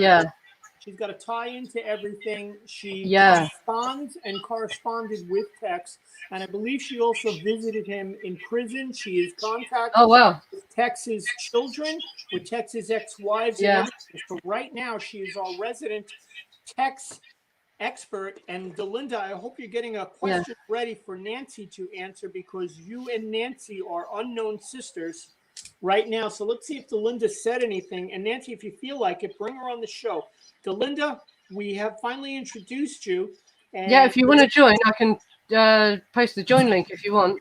Or we could save it for another show, because we're into the second hour now, so it's getting night. I'm going to put in Delinda, please check in, or do your lipstick, because you're getting on TV. Please check in. Nancy's ready for you. Bathroom break. Yeah, go ahead. We should do this. I've actually thought about writing to Tex, but I don't think, because he can't say anything. He can't tell you anything, because these, he'll end up back on death row. He's happy where he is, man. It doesn't matter to me. It doesn't matter to me. No, that's it. Talk to, if I whatever, like Ed Kemper or anybody else who's alive after what they did or what they're involved in, I don't care. Doesn't matter to me. Yeah. Talk to the girls. Of course, I don't believe in any of the born again bullshit. I don't believe any of that. Well, I believe he could have done that. He could have done that just to cope, just to be able to cope with and live with what he did. But looking at his psychiatric report and what actually happened to him and his record and who he is and everything. Oh, she can't join at the moment. It's okay. Yeah, exactly. But we're going to do a stream that focuses totally on Tex. We're going to do several streams that focus on Tex. Well, for the moment, let's put some seeds here. We are going to do that one day, and Delinda will send the grandkids somewhere else. But for the moment, why don't you take over and say, all right, so Delinda, while you're on, while we have you, why don't you write us a nice text, and we'll read it out loud and tell us, what is your involvement with Tex Watson, and how do you know him? How did you get involved, and what's going on lately? Now, over the summer, I reported that Tex had COVID, and the reason I reported that is because somebody from his family that's been confirmed as well. He did, right? Exactly, but it all came from Delinda, and she introduced it into the community. So Delinda, if you can, and we'll wait for you to respond. Nancy will cut us off. So Nancy, why don't you continue with what you were saying right now while we wait for Delinda and we'll wait for Mike to piss out all the Gatorade he drank. Well, I was just going to say to Delinda, so she understands I don't. How I feel about Tex. I think from reading his psychiatric report, I think the man genuinely had gone insane when he did it. And I think it was right that he pled not guilty by way of insanity. And it's sad that the jury didn't buy it, basically. But I think what he had done was so shocking, the American public could not have handled it if he got declared insane. And didn't get punished for it. I think this is the only reason that he was punished the way he was. Six chewed a bunch of roots and jumped and we believe that gave him brain damage. No, yes, that's the Belladonna. The Belladonna. Nancy, read this it is mentioned. Yeah, this is. He goes into this in his psychiatric. Read what Delinda said. I've seen it. Yeah, yeah. Slowly, read it out. Tex chewed a bunch of roots of the gym. This is in his. I believe that gave him his brain damage. Oh, this is. Yes, yes. This is all in the psychiatric report. This is the Belladonna incident. It's Belladonna. He was given it by Nancy Pittman, who he refers to as Brenda in his psychiatric report when he's been questioned by the psychiatrist. Sorry. And he was. She had roasted it up, and he ate it. And this is when he ended. And he had to walk into town because Tex was the mechanic for the ranch as well. He was helping Charlie make the dune buggies all the time, and he had walked into the kitchen with a bike wheel, and he was going to walk into town to get this bike wheel repaired or whatever. And he walked into the kitchen, and Brenda gave him a piece of root, and it was actually Belladonna, and he ate it, and it does actually say in his psychiatric report, nearly all of the psychiatrists said he showed signs of organic brain damage. And he did. You can see this in the test results. I can show this. He had brain damage. One of his pupils wasn't reacting properly and shit like that. And as he walked down the road, he describes it as his skin started to redden because belladonna's a poison, right? You're not supposed to eat a huge chunk of the root like that, you know. And he remembers being pulled out of a car and taken to the police station pulled out of a car and being taken to the police station. But actually, if you read the police reports, you find out what happened. He wasn't even in a car. He was tripping so badly and dying of being poisoned, right, that he was actually just crawling down the middle of the road, going beep, beep, beep, beep, as he crawled down the road. And the police grabbed him and took him to the police station. And he says in his psychiatric report, and then I got beaten up by the other guys in the cell because I was acting weird. And Nancy, of course, he was acting weird. Nancy, what kind of a high is it from Belladonna? Is it a draggy, depressing high, or are you like up on cocaine like that? I would never take the shit, so I don't know. But it is supposed to be not a nice trip. Yeah, it's not a nice trip, and it's not like in the UK and Europe, it's known to be a poison. Belladonna's used to poison people in old historical novels and shit like that. You know, so it's not something you would take. But when it is taken as a hallucinogen, you boil up the leaves as a tea, and it's a weird trip. It's a weird trip. It's the trip where the witch is flying. It's supposed to come from. It's like the witches actually took Belladonna and thought they were flying. This is where the myth of witches flying and stuff like that comes from. So it's a weird trip. It's not a nice trip. It's a bad trip. And it's a poison. So if he ate a big chunk of the root, right, and this is probably why he couldn't eat. This is the other thing they're looking at in his psychiatric report. Because the reason he actually got moved from prison. Yeah, he did. He was on speed. There's loads of evidence he was on speed. He'd been up for days on speed, and speed gives you psychosis, causes you to produce too much noradrenaline, which can result in aggressive behavior. So you're basically blaming the drugs on Tex Watson killing people? Is that what you're telling me? Yes. Because there's no indication, right? No, you look at Tex Watson's history, right? I'm telling you, right? People don't just do what Tex Watson did out of nowhere. I'm not saying he didn't do it out of nowhere, but there's no indicators in his past that he was a violent man. Well, sometimes the quiet high school football stars are the ones you got to watch out for. Mm-mm. I think his parents babied him and put a diaper on him too much, and he lost his mind. Yeah, that's the other issue he had. It was his mother. His mother was too domineering and his dad was too weak. This is why he admired Charlie and he followed Charlie and all this sort of stuff. But for the people who say that Charlie had no influence. It was absolutely drug psychosis and Linda Kasabian saying, oh, no, come on, in order to impress me, you've got to rob these people. You've got to do this stuff, you know what I mean? And then she was horrified by what he actually did after she'd stuffed him full of speed and belladonna or whatever. Everyone was fucking horrified by what Tex actually did. But no, I believe he was put up to it. He was goaded into it. He had psychosis as he did it. And a lot of people take drugs and they don't kill people. Yeah, well, sometimes they fucking do. Sometimes they do. They react to the circumstances they're in. Okay. There's One night, mitigating. I did a load of coke. One night I did a load of coke. Okay. At that night, I was a singer. And before I went on stage, I didn't know that it was not a good thing to do coke when you're a singer because it goes through your nose and then it comes into your throat directly. Makes your soft palate swell up. Exactly. Okay. That's the back or something, the spit back or something like that. Anyway, but that was the first night I sang a Zeppelin song straight through and I found my strength.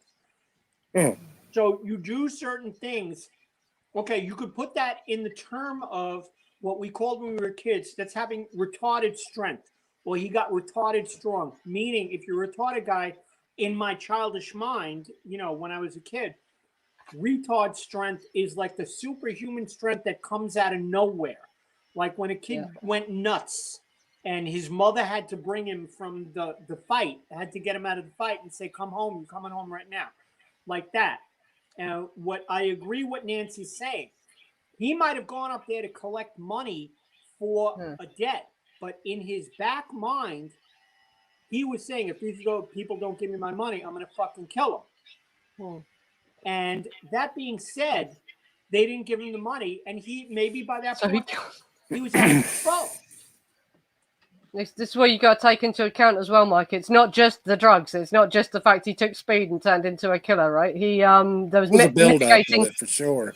You call it mitigating circumstances. The mitigating circumstances is that they owed a load of money, so they were scared. And Tex had caused the situation with Bernard Crowe, hadn't he? So he was shitting himself. People were angry with him, and they were going, "You've got to get the money to pay back this Bernard Crowe guy." And they owed money to the Straight Satans. Is that the name of the? Straight Satans for protection. They owed money to the Straight Satans over the protection and the Belladonna and protection. What was the drug? What was the drug? Mescaline. Mescaline. From Gary Hinman, because that was what the Gary Hinman thing was. Which, by the way, mescaline. But they had Gary Hinman was a chemist. He didn't fuck that. He didn't fuck that shit up. I don't believe he did. But he was a trained chemist. No, I don't believe he did. I believe that the Straight Satans just didn't know how to take it, and it made them vomit. Or they were just a bunch of pussies. Couldn't hack it.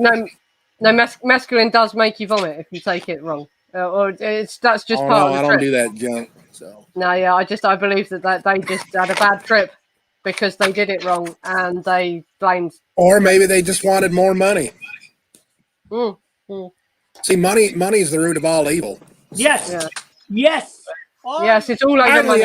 Something right tonight. Thank you. Absolutely. Oh my God, Mike. Money is the root of all evil. Absolutely. 100%. Now, Delinda says it's speed mixed with anger equals Superman strength. I think that's the perfect definition of retard strength. Absolutely. 100%. And don't forget, what did he do before he left? While the motor was still running in Johnny Schwartzman's car, what did he do with Susan under the stairs? Snorted took some methadone, whatever that's called. Methadone.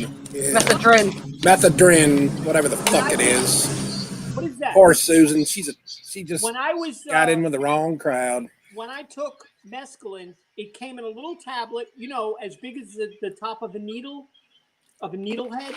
And that's what I took. They're snorting it, which means it's not going through your digestive system. You got 20 minutes to get everything squared away before you go nuts.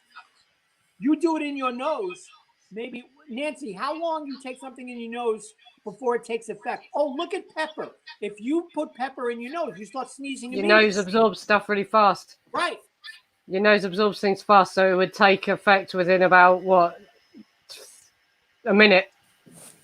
About a minute, you would feel the full effect of it. Yeah. Oh my God, a minute from the time they got behind the wheel. Delinda, by the way, we're all so happy that you joined us. And I've been trying to get you on this show for God knows how long. So I'm finally glad. And you and Nancy have to get together because I think maybe you're going to be, the main guest of Nancy's presentation when she gets it ready on text. Yeah. Delinda, I'm wondering if you can tell us exactly your one other thing. You were corresponding with him, and I think that you visited him in prison too. Maybe you can make a comment on that as well. Nancy, while she's making that comment, okay, now what are the effects of the Belladonna, which seems to be an angry, depressing drug, Belladonna mixed with the other drug, some kind of mescaline or whatever they did. That combination must be crazy. Your brains must be scrambled. Well, yes, exactly. His brains were scrambled, and he's got Linda Kasabian in his ear. I think that Linda had more to do with this than anything. Linda Kasabian's in his ear going, "Oh, this guy up there, he's bumped you for this MDA. He's making you look like a prick. You know, you got to go up there and do something about this, man. You know, he's making us look like idiots." And she made him feel like he had to go up there and be manly. Do you know what I mean? Yes. And so he went up there with a gun and a knife and fucking. Absolutely. And at the same time, he had amphetamine psychosis. He had fucking belladonna. The list of drugs he takes, right? There's a list of drugs in his psychiatric report. Every fucking hallucinogen going this guy had been doing for months before he went and did this. And that was it. He was being shown up in front of his girlfriend because he'd been bumped for this money. They needed money desperately. They were scared. They were scared people were going to come and hurt them because they needed money. So it was fear and it was humiliation and it was trying to impress his new girlfriend. And it was a combination of all these things and psychosis as well, having amphetamine psychosis. And he just lost his shit absolutely and stabbed them all to death and shot them until the gun jammed. And then when the gun didn't work anymore, he started stabbing them. It's just horrific. Yeah, but... Oh, I just discovered something. The Vietnamese girl wants to see the show. When she comes on, and her name is easy to remember, it's this.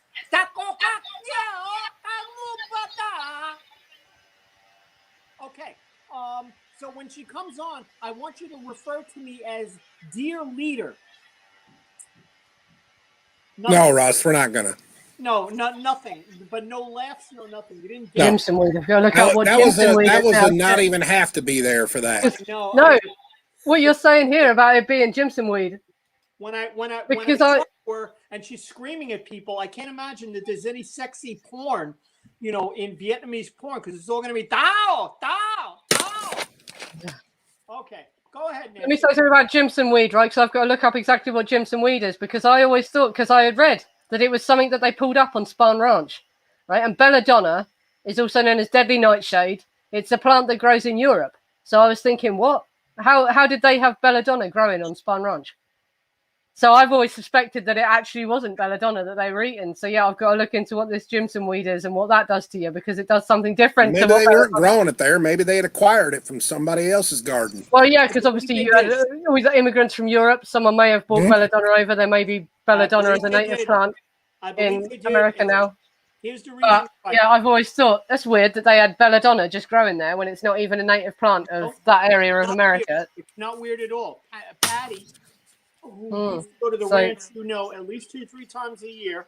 Yeah, well, they know the ranch, don't they? I've seen the footage of them on the ranch. Yeah. She just said Jimson Weed is all over the ranch. All over Spahn Ranch, yeah. It's a native plant to wherever that is. Yeah. So exactly. Yeah, so somebody brought seeds way back when. All of us has that idiot friend who's growing a plant of something in the closet, and they're watching it and everything, and then they're hoping one day to dry it out and smoke it.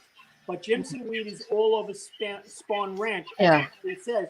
And Patty is the single best member of the Spahn Ranch. I've got a question about Jimson Weed. Sorry to interrupt, right? But does it have berries? Does it grow berries? I don't know that. Patty, does it grow berries? If they know the plant, right? After the flowers have gone, does it turn into berries? It's going to take her a while. I'm trying to identify whether it's really belladonna or deadly nightshade or not, right? Because the leaves on belladonna are sort of a purple. They're green, but they're sort of purpley. And it does have white flowers, but it grows berries as well.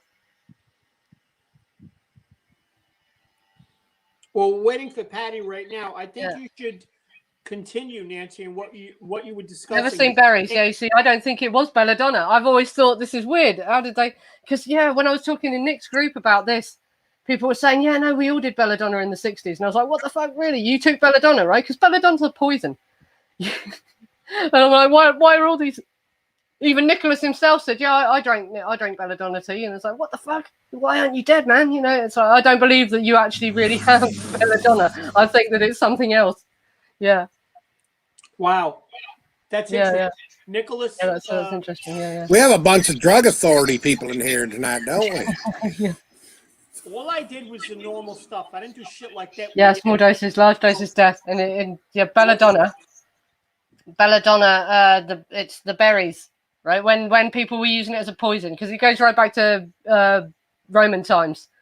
You took the berries and you dried them out and you ground them up into powder, and then you dropped that into whoever's drink, and that is what killed them. It's the berries are the most concentrated poison in the belladonna plant. But yeah, if you use the leaves, then it gives you a weird trip, and that is where the myth of witches flying on broomsticks comes from, because they were tripping on belladonna and jumping around, and people thought they were with their broomsticks, and people thought that they were trying to fly when they saw them do this. And this is where the myth of witches flying on broomsticks comes from belladonna, tripping on belladonna. But it's yeah, like she says. Here, wait a sec. She's not said it in the same comment. Yeah, small doses, just a hallucinogen. Large doses, death, and she's right. Yeah, that's what it is, right? If you just drink the tincture of the tea, the tincture of the leaves, then you'll get a trip. But if you take the concentrated berries, if you want, then you'll fucking die. It's a poison. And Tex's stomach, the whole issue with him being moved out of the prison to the hospital was because he couldn't eat. Something had damaged his stomach. He had been poisoned. He lost tons of weight. He weighed, by the time he was tried, he weighed, 120 sounds too light, but I've heard, for a man his size, but I'd heard that he'd gone down to 120 pounds and he couldn't eat. And this was the whole issue. They were trying to make him fit to stand trial, and they were trying to get him to eat, and he couldn't eat. He couldn't stomach anything. He was throwing up food, and his stomach was damaged. So he was poisoned with something. Linda's a herbalist. You know your shit then, mate. Yeah. I kind of am. I'm not an expert, but I know what belladonna is, and I think that, yeah. You know what I mean? Yeah, it wasn't fucking belladonna. It wasn't belladonna. I'm really glad that I found that out. We got a chat to Linda. Yeah, you in our group. Because I don't believe that it was actually belladonna that he ate. The Linda's in the group, Nancy. You can find Yeah, we got to talk more about this, because, yeah, belladonna. And I will get pictures of what deadly nightshade that grows in the UK looks like, which is what belladonna really is. And we'll compare it to this Jimson weed. I bet everything that you guys in America were doing was actually this Jimson weed. I bet you don't really have belladonna as a native plant. You might have some because European settlers brought it over and it's growing. But I reckon it's not belladonna. I reckon it's this Jimson weed stuff. And I've got to look more into what Jimson weed does to you. If Jimson weed is capable of causing the stomach damage that Tex had. The Vietnamese girl just asked me, "Do you eat a lot of rice?" What do I tell her? I'm sorry. I must go to the bathroom, people. I'll be back in a second. I do too. I'm going to the bathroom too. Yeah. Okay. All right. Forgive me, people. That's it. Be back in a second. Oh! Saw the dress slightly. There you go. All right, Mike, when she comes back, she's doing the... I'm getting too old for this shit. Not me, buddy. I'm horny. I want to see her in the cocktail dress. And what are you wearing tonight, Patty? What are you wearing tonight? Oh, we're such children. But anyway, Mike, why don't you take it from here? Do you have any comments on this, on what Nancy said, or what's going on? Who's Sam Smith? Mike? I'm all alone here. Where the hell is everybody? Mike! Mike! Sam, who are you?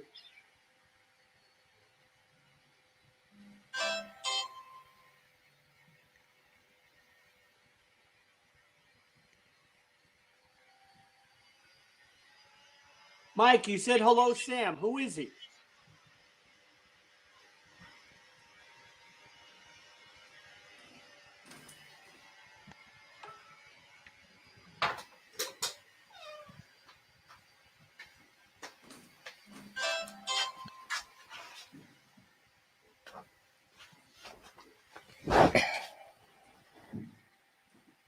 Yeah, you do get it growing in Tennessee.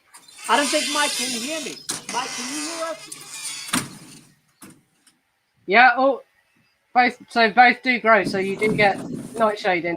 Yeah. Mike. Not a psychedelic. Yes, Sam Smith. Right. And what this? Yeah, true hallucinogen. A psychedelic because a hallucinogen, right? It's like something like strychnine. You all know what strychnine is. It's a poison. Yes. That they sometimes cut hallucinogens with, because in small doses it just makes you trip, but in a high dose it kills you. So the slight dose that makes you trip is a mild form of poisoning, right? But if you took a lot of strychnine, you'd die. It's rat poison.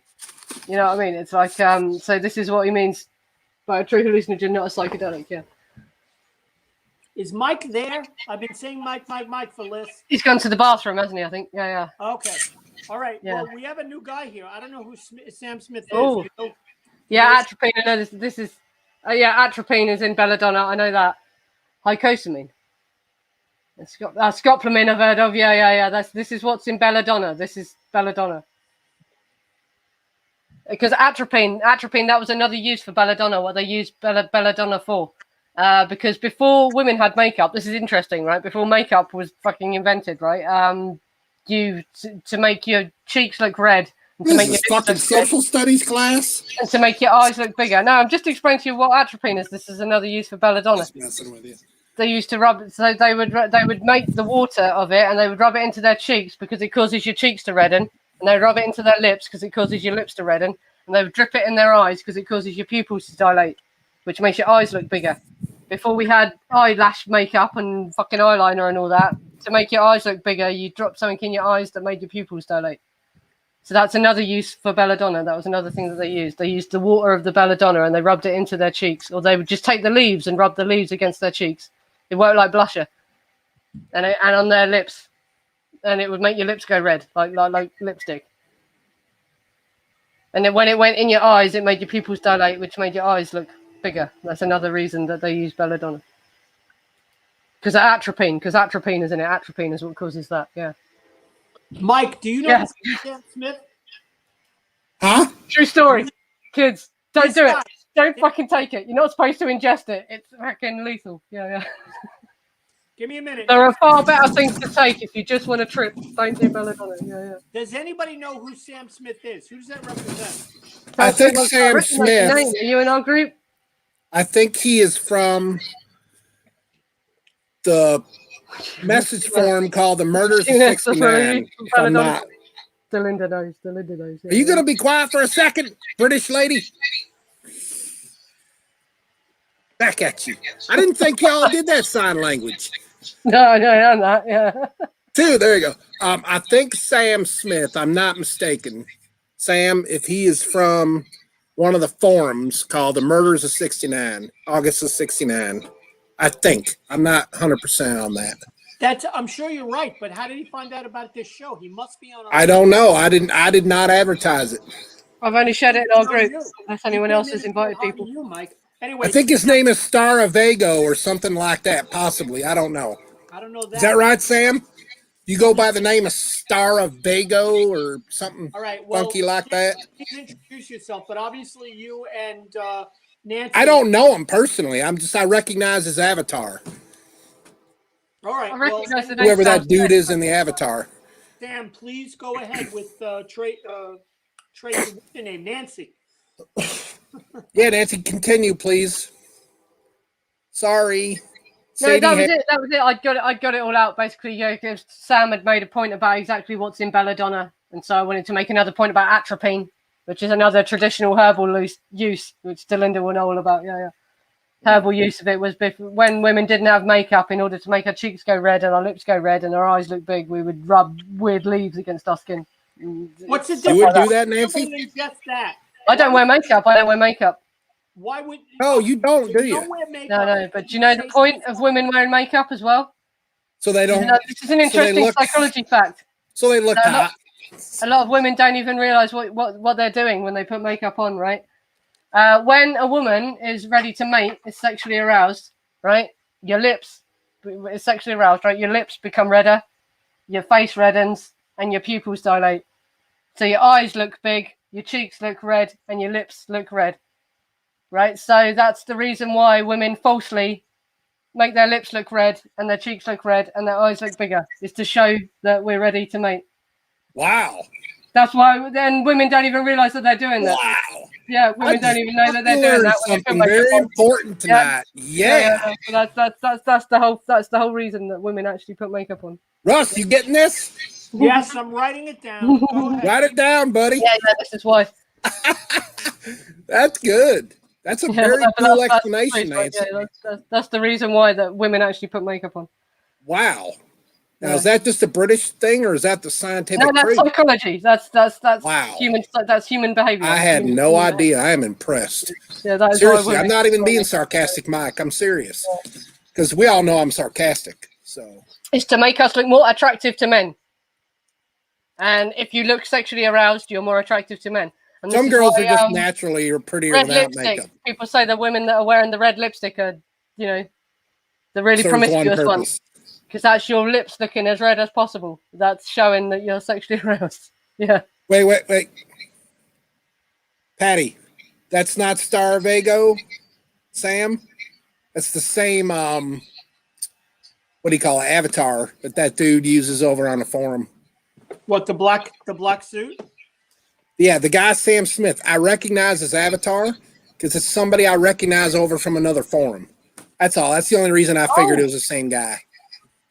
Put it up. And that guy's name is Star Vago, I think. So we've got into the search algorithm. That's how he found us. There you go. Did you see our group? You can join our group. Really? If you're on Facebook, here you go.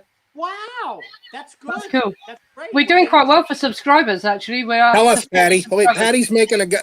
Anne's got a good point here. Tell us. Go ahead. Go on, Patty. That's fine. If we're on top of the list. You're going to tell us.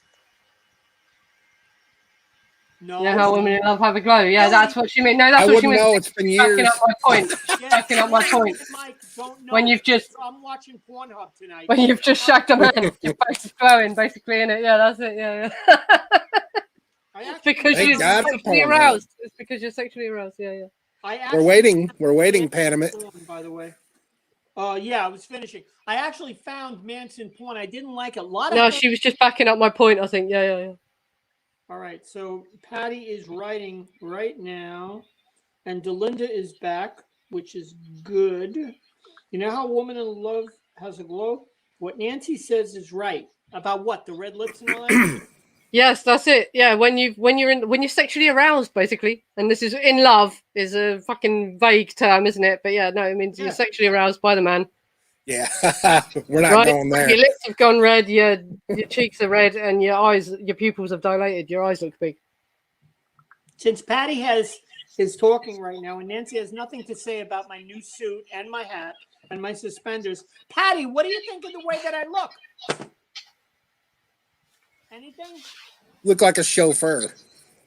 Yeah. You know, Mike, why don't you fucking go outside, grab a fucking shotgun, go outside and kill a pig or something with the fucking Cajuns or something like that. I look like a pig. Okay? Oh my God, buddy. Jesus. Go see how fast you can shave with a fucking hunting knife. Okay? That was good. Fucking guy is telling me I'm looking like a pig. So many women find me attractive, but they don't speak English. That's my only problem. That's it. And they don't just want a passport. You need Russ. You need a mail order bride, buddy. I know. Brother Russell. Yeah. Brother Russell, listen to me. A green card. You need a mail order bride. I need a mail. I might go that way if things are on the way that they are. These girls have no problem sending naked, pictures. It's unbelievable. That's it. They just do it like it's no big deal. But it's not even them. I bet it's actually some 40-year-old guy sat in his mum's basement sending you someone else's pictures. Yeah. You're getting catfished. But you don't care. You're getting naked pictures. So it's 7 o'clock in the morning. It's 7 o'clock a.m. What I did not use from the Viagra the night before is catching up with me. The flag is up, saluting, and the pole is up, and I don't know what the hell to do. So it sounds good at the moment. We're either going to get a shit ton of viewers, or we're going to completely take a nosedive after tonight. Can't decide which. That's it. Oh God. Anyway. So yeah, he does. He looks like the Godfather, doesn't he? That's what I was thought. We actually covered our points. I was thinking he looks like fucking Al Capone or someone like that. When I first started talking to Russ, when we'd never spoken to him, and I looked at his Russ Figueredo limo stories costume. So he looked like fucking a mobster, yeah, like Al Capone. I couldn't. Delinda loves me. She's angry at me right now because we had a disagreement last week about something. I don't know what the fuck it was. But Nancy, I was saying to myself, I'm fucking Al Capone and Scarface and John Gotti, and she's fucking talking to the one-eared wonder, and she fancies him. What's up with that? Oh, I know she fancies him completely. You can't say anything about Nick to her. You're not talking about Nicholas Shrek again, are you? Yes, don't discuss my weird crush on Nicholas Shrek. Come on, man. God, he's the ugliest dude I have ever seen in my life. It's like fucking having. No, come on, I'm 40 years old. I don't have weird crushes. I'm fucking 40-year-old woman. Oh, you know what? Fucking one-eared wonder. What happened to his ear, anyways? Anybody know? Yes, someone jumped him and sliced it off because he just pissed him off. They should have cut his other fucking one off too. Oh, don't say horrible things like that about poor Nicholas. Michael, don't say anything because I'm taking over right now. Nancy, it is the time for a reveal. Let's go. I haven't done it. Oh my God, we're nearly 2 hours in and I haven't shown you my dress. Do I need to get the control alt print? There we go. I've got Mike. It's fucking. I'm wearing leggings with screenshot time, Russ. Screenshot time. No, but it's a fucking tent that he's wearing. Put your hair in the back. Please put your hair in the back. I can't get the whole dress in. I know. Please put your hair in the back. That is complete Sadie hair. If I've ever seen it. No, she got. I've got thicker hair than Sadie. It's longer than Sadie's too.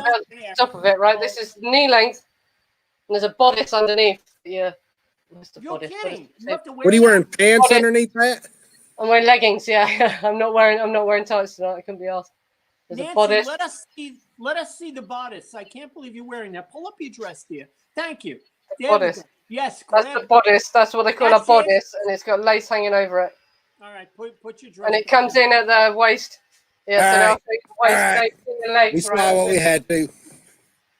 Nancy, put your hair in the I do like the way it's cut. The pictures, it was really hard to take pictures of it because I have to take selfies. I live alone. You look like you want to fight somebody. The way it goes in around the waist, it's not tight. It's not meant to cling to your body. This is a size 10. This is how it's meant to fit. It's just, I like it. Stop that. You need body contouring dresses. Yeah. For the moment. Look at her. Doesn't she look like she's ready for karate? Yeah. Where she's standing. Okay. Nancy, I love it. I'm sticking my chest out for you, lads. Oh, come on. on. Oh, God. Nancy, stand to the side and put Look at Russ. He's like a director of Pornhub. Yes. Yeah, this is it, isn't it? Yeah. Now. But no, I really like the style of this, actually, and it's really comfortable to wear. I know. Nancy loves it. Now stand to the side and stand like a soldier. You know, chest puffed out. Yeah, there you go. Oh, there you go, darling. Oh, screenshot time. Hell yeah. That's it. Oh, my God. We are awful. What a motley crew we are. Nancy, keep on the exercises. You're doing wonderful. You knew her before this. This is the only way I've ever seen Nancy. No, she was rather. Oh, there we go. That's enough of the dress. And she was trying to impress people like Nicholas, so she remained as she was, dressing like a social worker. Now something new has come out of her, and she's just beautiful. Nancy, how many pounds have you lost, and how many inches?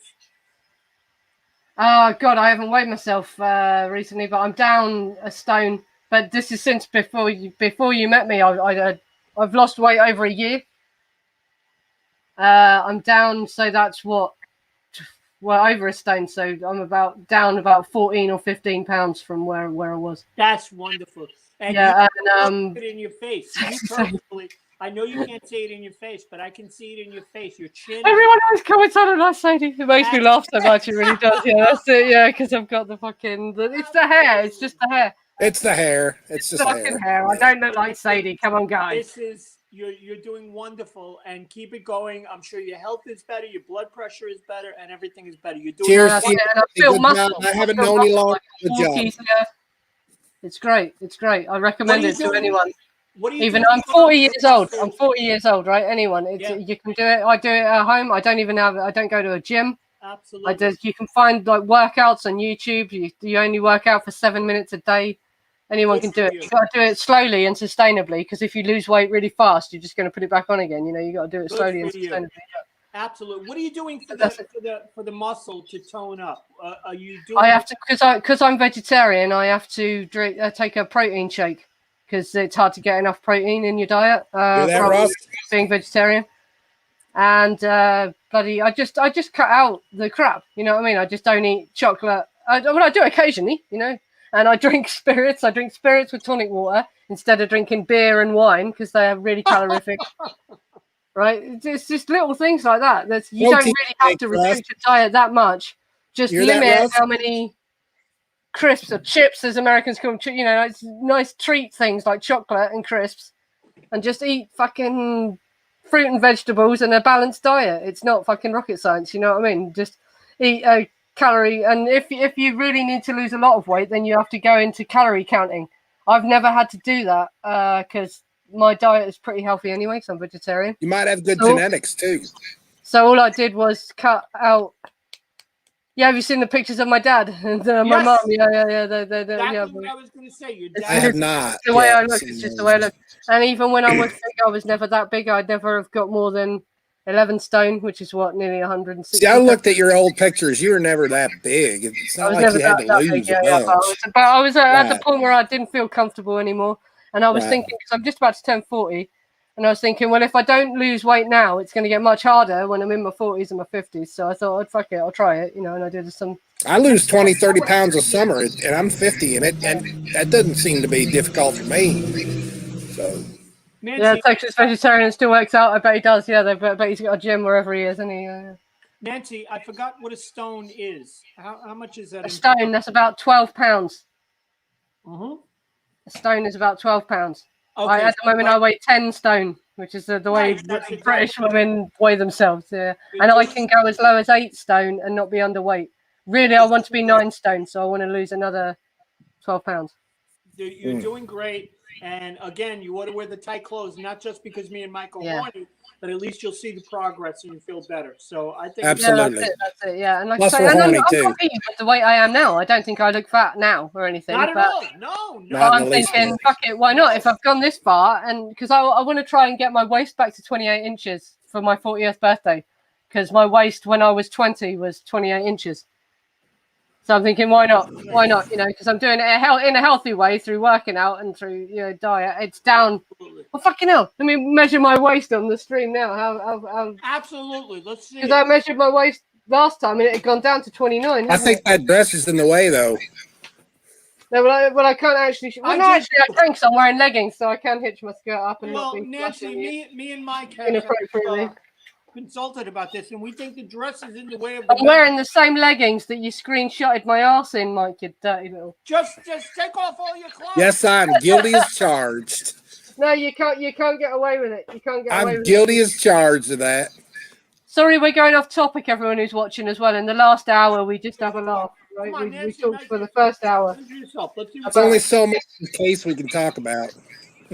Yeah, well, actually... We're never going to agree on it, so we'll all agree on this. Great to talk to you, Delinda, because that's interesting to know someone else who knows about herbalism and belladonna and questions the belladonna shit and all that. Yeah. Nancy, measure yourself. Let's see where you are. Oh, man, I've lost my tape measure. It was right next to me for days, and now it's disappeared. I'm going to get a... Last time I measured it was 31. Mike, there's no point looking at her ass, even though that was a great shot. Yeah, it doesn't cling. Sorry, guys. It's all right. We got that screenshot from a month ago. I was done jerking off to that 2 weeks ago. Oh, I can't find my tape measure. I can't be asked. I can't be asked to find the tape measure, but I know my waist has gone down. And I also have polycystic ovaries syndrome. So my abdomen swells every month quite dramatically more. Won't go into graphic detail, but when I have my monthly cycle, I have more swelling around my abdomen. I retain more fluid, so that affects my waist size as well. It's really frustrating when you're trying to lose weight. But yeah. It gets ridiculous. But it's like, I typically gain between 3 and 5 pounds a month for 2 weeks just out of fluid retention. And my waist gains 1 or 2 inches. So when you're trying to actually lose weight, that's really frustrating, and you have to take that into account. That's all. But yeah. Yeah. I just lose weight by sweating here in the humid South. Yeah. In Georgia.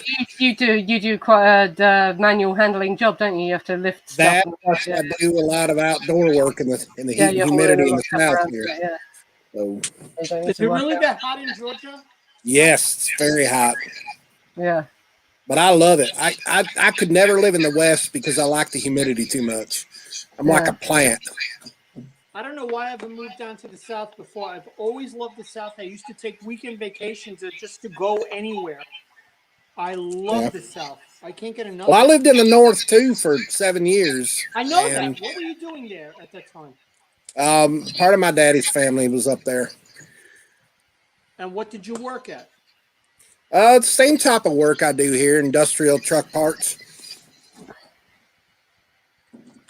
Like in the far north, like Boston, or mid, like New York? Up by Endicott, New York, upstate, Binghamton. Oh, Binghamton. Sure, yep. I know that. Right near Pennsylvania. So we call Pennsyltucky. I've not heard of that. Sorry, we're just women's talk now. We were talking about working out. I do generally, I suppose you'd call it like an aerobic workout that I do.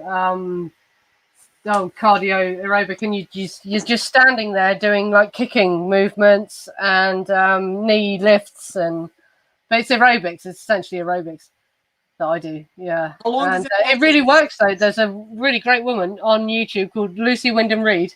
And she's ex-military. She was in the military, so she really knows her shit. She learned about fitness instruction from being a soldier.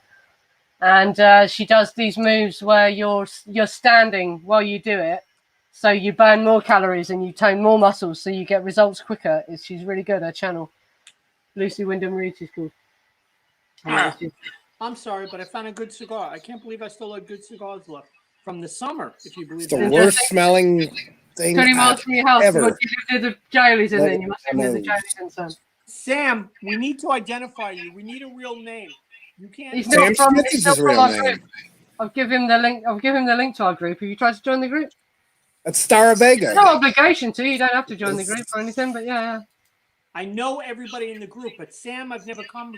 No, he's not. He's told us already. He just found us from searching Charles Manson on YouTube. No, he didn't. So that's a good sign. That's a good sign. I agree with you, but that's we're in the algorithm. Not the page. Yeah. The page matters because everything springs from the page. And Sam, I don't know. And I've been into this for 2 years. I fucking know how Emily Weiss takes her coffee. So I'm just curious, what's Sam's real name? Yeah, we also have a Facebook group. This is where we all come from. We talk in a Facebook group, and we used to do Facebook live streams, but I thought, why not set up a YouTube channel and do it properly? And we got to start watching some more documentaries, man. We've gotten lazy. Yeah, we do watch parties. Yeah, we've got that whole series we can watch, haven't we? We can do a watch party. How many have we watched, Nance? Just 2 of those epics? We only watched 1, didn't we? We watched 1. The last one, I think we watched 5 or 6. That was great. That went great. He told us his real name. I won't display it on the window just for the sake of his anonymity. Reeve Whitson Jr. Yeah. You both hid the ashtrays, and that's why I got to smoke it out the window, and that's why there's marks on the windowsill. So don't give me shit when Nancy's cleaning next week while Mike is cleaning. Yeah, so we have a Facebook group where we discuss this case and we discuss other true crime subjects. And we're about to have to change the name. Oh, yes, shit, this was the other thing I wanted to discuss in the last hour. Yes, name changes, we have to. Right, we have to change the name. I'm the one that's... Emily's gone. Emily's gone. Learning everybody. Emily thought... Let me talk. Go ahead. Emily thought of the original name, which is True Crime and Cocktail Time. And I thought, yeah, that's great. And I went and Googled it, because it sounded familiar, and I've only just done it. I should have done it before, right? And there is already an established true crime podcast called True Crime and Cocktails, right? So if we get big, they're going to say, you've ripped off our name, so we've got to change the name. and I want to keep it about true crime, obviously, and drinking. So I'm thinking, let's just change the name. Let's just change the word cocktails to something associated with alcohol. I was thinking true crime, and because our audience are mainly American, something like hard liquor, like true crime and hard liquor, or true. We're crime coming on at 2 hours. Yeah, we are, but we're trying to having set the fun. clocks back or forward or whatever we're supposed to do. Yeah. Yeah, only in America though. That doesn't happen for another 2 weeks here. We're always ahead of everybody, I guess. Oh, you are. Yeah, you're ahead of the whole world, aren't you? Yeah, that's right. Don't forget it. I'm just so proud. Let me tell you. Let me bring up something. Go ahead, Mike. Russell, this involves you. Thank you. Thank you. The whole name change thing. Yeah. True crime. It's going to happen. They're going to try and take us off. True crime and martinis, yeah, because our logo is a martini, isn't it? That shit. Nah, it's like that's too close to cocktails, isn't it? I don't want this other podcast to think we're trying to steal their you know what I mean? It's gotta be. Mike, she's your girlfriend. You straighten it out. Yeah, right. You tell her that, she'll go through the roof. Anyway, the whole name change thing. What was that? Nothing. The whole name change thing. What do you think, Nancy? Well, like I say, I'm thinking change it to something like true crime and liquor, or true crime. I'm talking about the Facebook page, taking Manson out of the name. Well, when we've settled on the name of, we never voted. Russ wanted to make it.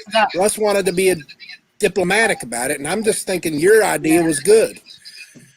So, well, yeah, I think it should change to match the YouTube channel. So people searching on Facebook for our YouTube channel will find a group.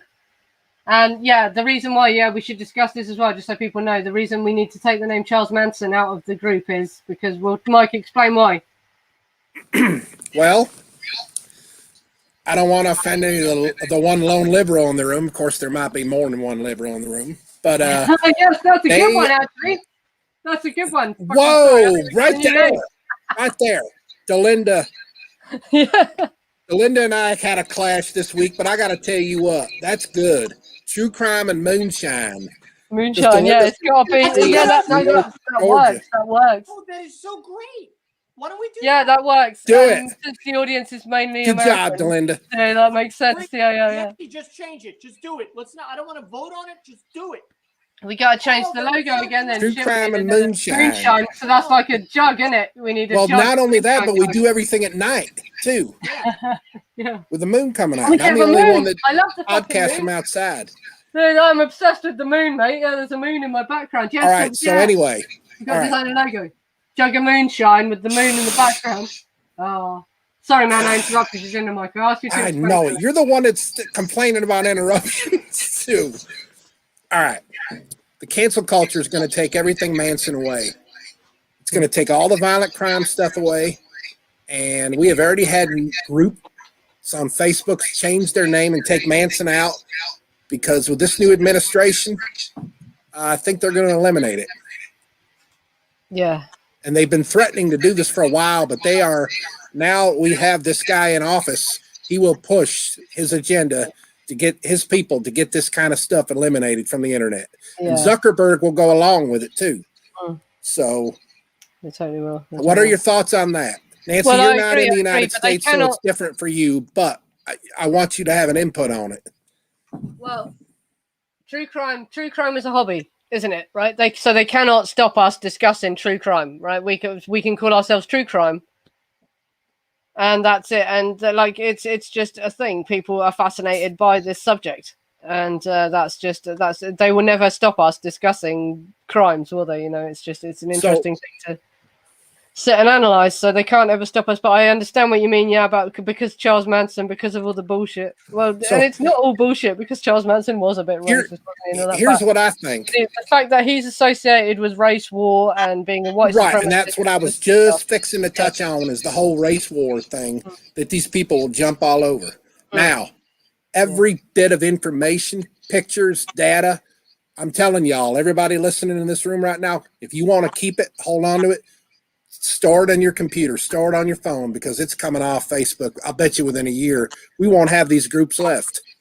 Well, we had to go through our group. I had to go through and delete every photograph of Charlie where his cross has turned into a swastika. Yeah, there's no swastikas allowed on any page that I'm around. I'll tell you that. For just displaying a swastika, they were calling it a hate symbol. And this is the thing that Nicholas, you look at Nicholas's group though. Look at what he posts in his group and what everyone posts in Nicholas's group. Why is everyone else's group getting away with that? Okay, I don't know. There's a lot of BS in that Nick group, man. Yeah, but why is his group not getting all these strikes and getting threatened to be taken down? I want to point this out. Why does every other group get? Let Russ talk. Yeah, sorry, Russ. Talk. Okay, I want to point this out. Listen, Facebook is a private business. It's a private enterprise. They can publish or cancel whatever they want based on what the board of directors decide. So if we choose to be in Facebook, that means we agree to their decisions. It doesn't matter who is allowed to do it. For example, every porno princess that comes after me, she can do whatever she wants. If they decide that they don't like this or they don't like that, that's just the way it is. It's a private business. It's not a public service. They're not obligated to anybody. Therefore, we have to bend and go with the wind. We have to be like the water. Now, True Crime and Moonshine is unbelievably great and inspired. And the other stuff, as far as changing whatever we have to do, we are not on our own network. We are guests in somebody else's. Exactly. Therefore, we have to adjust to it. And that's that. I'm not going to complain about how come this one is free and how come that one is free. I'll tell you the reason why. Everything that is allowed is because it makes money for Facebook. Everything that is disallowed is because it doesn't make money. And that's that. It's about being advertiser friendly, basically. Okay. Advertise, if people don't want their ad appearing next to a post about that, then Facebook loses money. Okay. That's what the bottom line is, basically. So I did the same thing. I advertised my business as very friendly. I'm welcoming to all. Then 35 homeboys showed up in front of my limousines saying, I want my limo. You know what? I didn't let them in because I didn't want a riot to start. So I turned them away. Maybe it's morally unethical, but in business, I can do whatever the fuck I want. And that's it. So we have to get used to it. We have to deal with it. This is our platform, and Facebook is the house. Hamburger Barbie. I'm reading the comments. Good one, Sam. Well, it's just, can I just comment on what Panama Patty said here? Yeah, it's just the violent nature of things. Take off. But you look at Nicholas's group, right? Oh, this is what pisses me off, right? I've in Nicholas's group, they post the pictures of Sharon Tate's body, the autopsy, the crime scene photo. No other group allows that, by the way.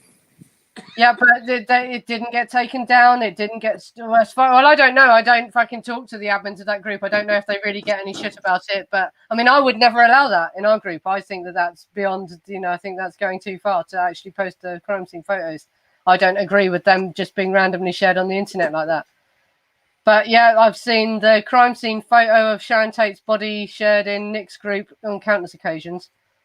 And he's getting away with that, right? Due to the violent nature. And Panama Pat is absolutely right. This is why Facebook doesn't allow it.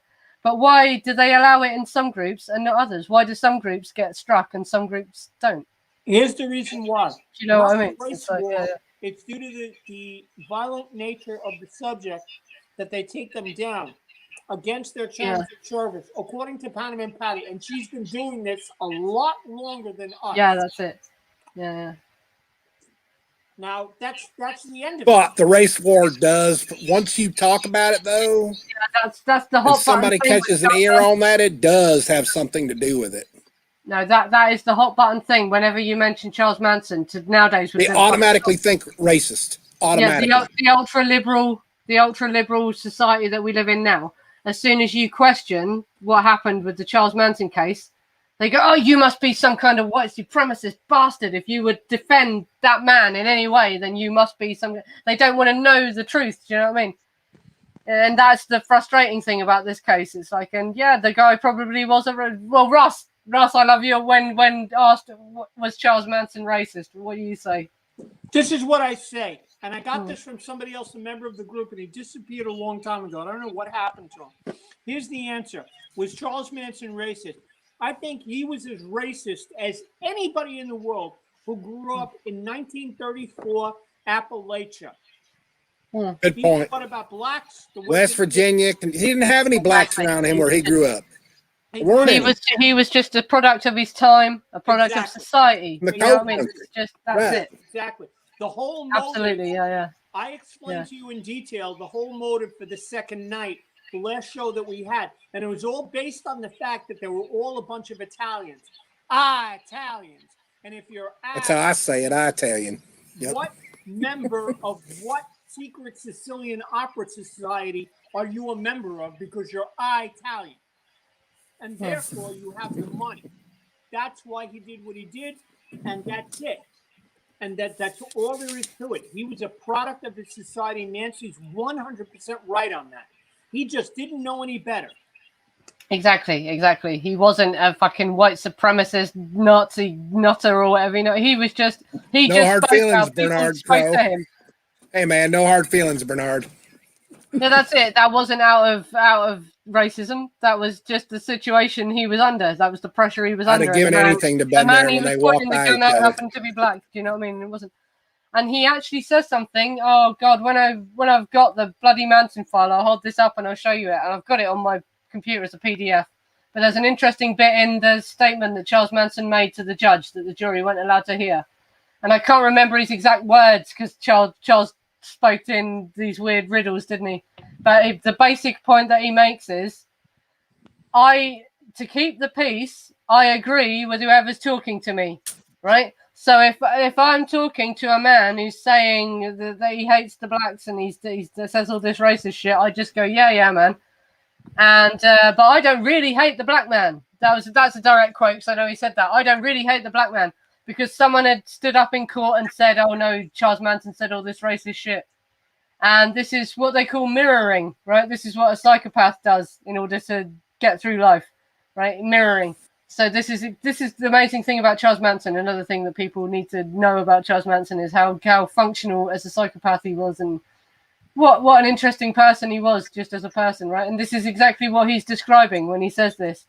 He says, I don't really hate black people, right? I just, whoever's talking to me, in order to stay on their good side, I just agree with them. I say, yeah, right. Yeah. And then, but in my heart, I'm not a racist man. I can't remember these exact words. I'll find the exact quote, but he says it in the speech that he made to the judge. Absolutely, without a doubt.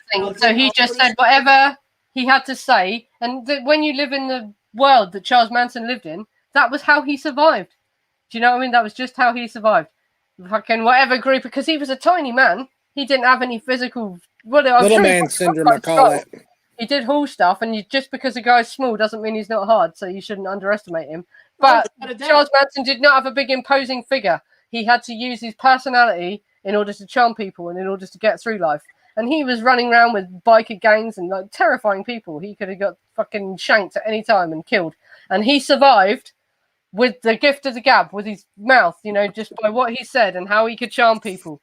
And this is exactly what he did. And so if he was stood and like when you're in prison, right, and especially in American prisons, because of how brutal the culture is in American prisons, you have to join a gang, or you get, you know, because that gang protects you. And so, who was Charles Manson going to choose? Who would invite Charles Manson in light of what he was convicted of and on what weight he was convicted? You know, fucking the Aryan Brotherhood, isn't it? Do you know what I mean? This is how he ended up. But it's like, it was stuff.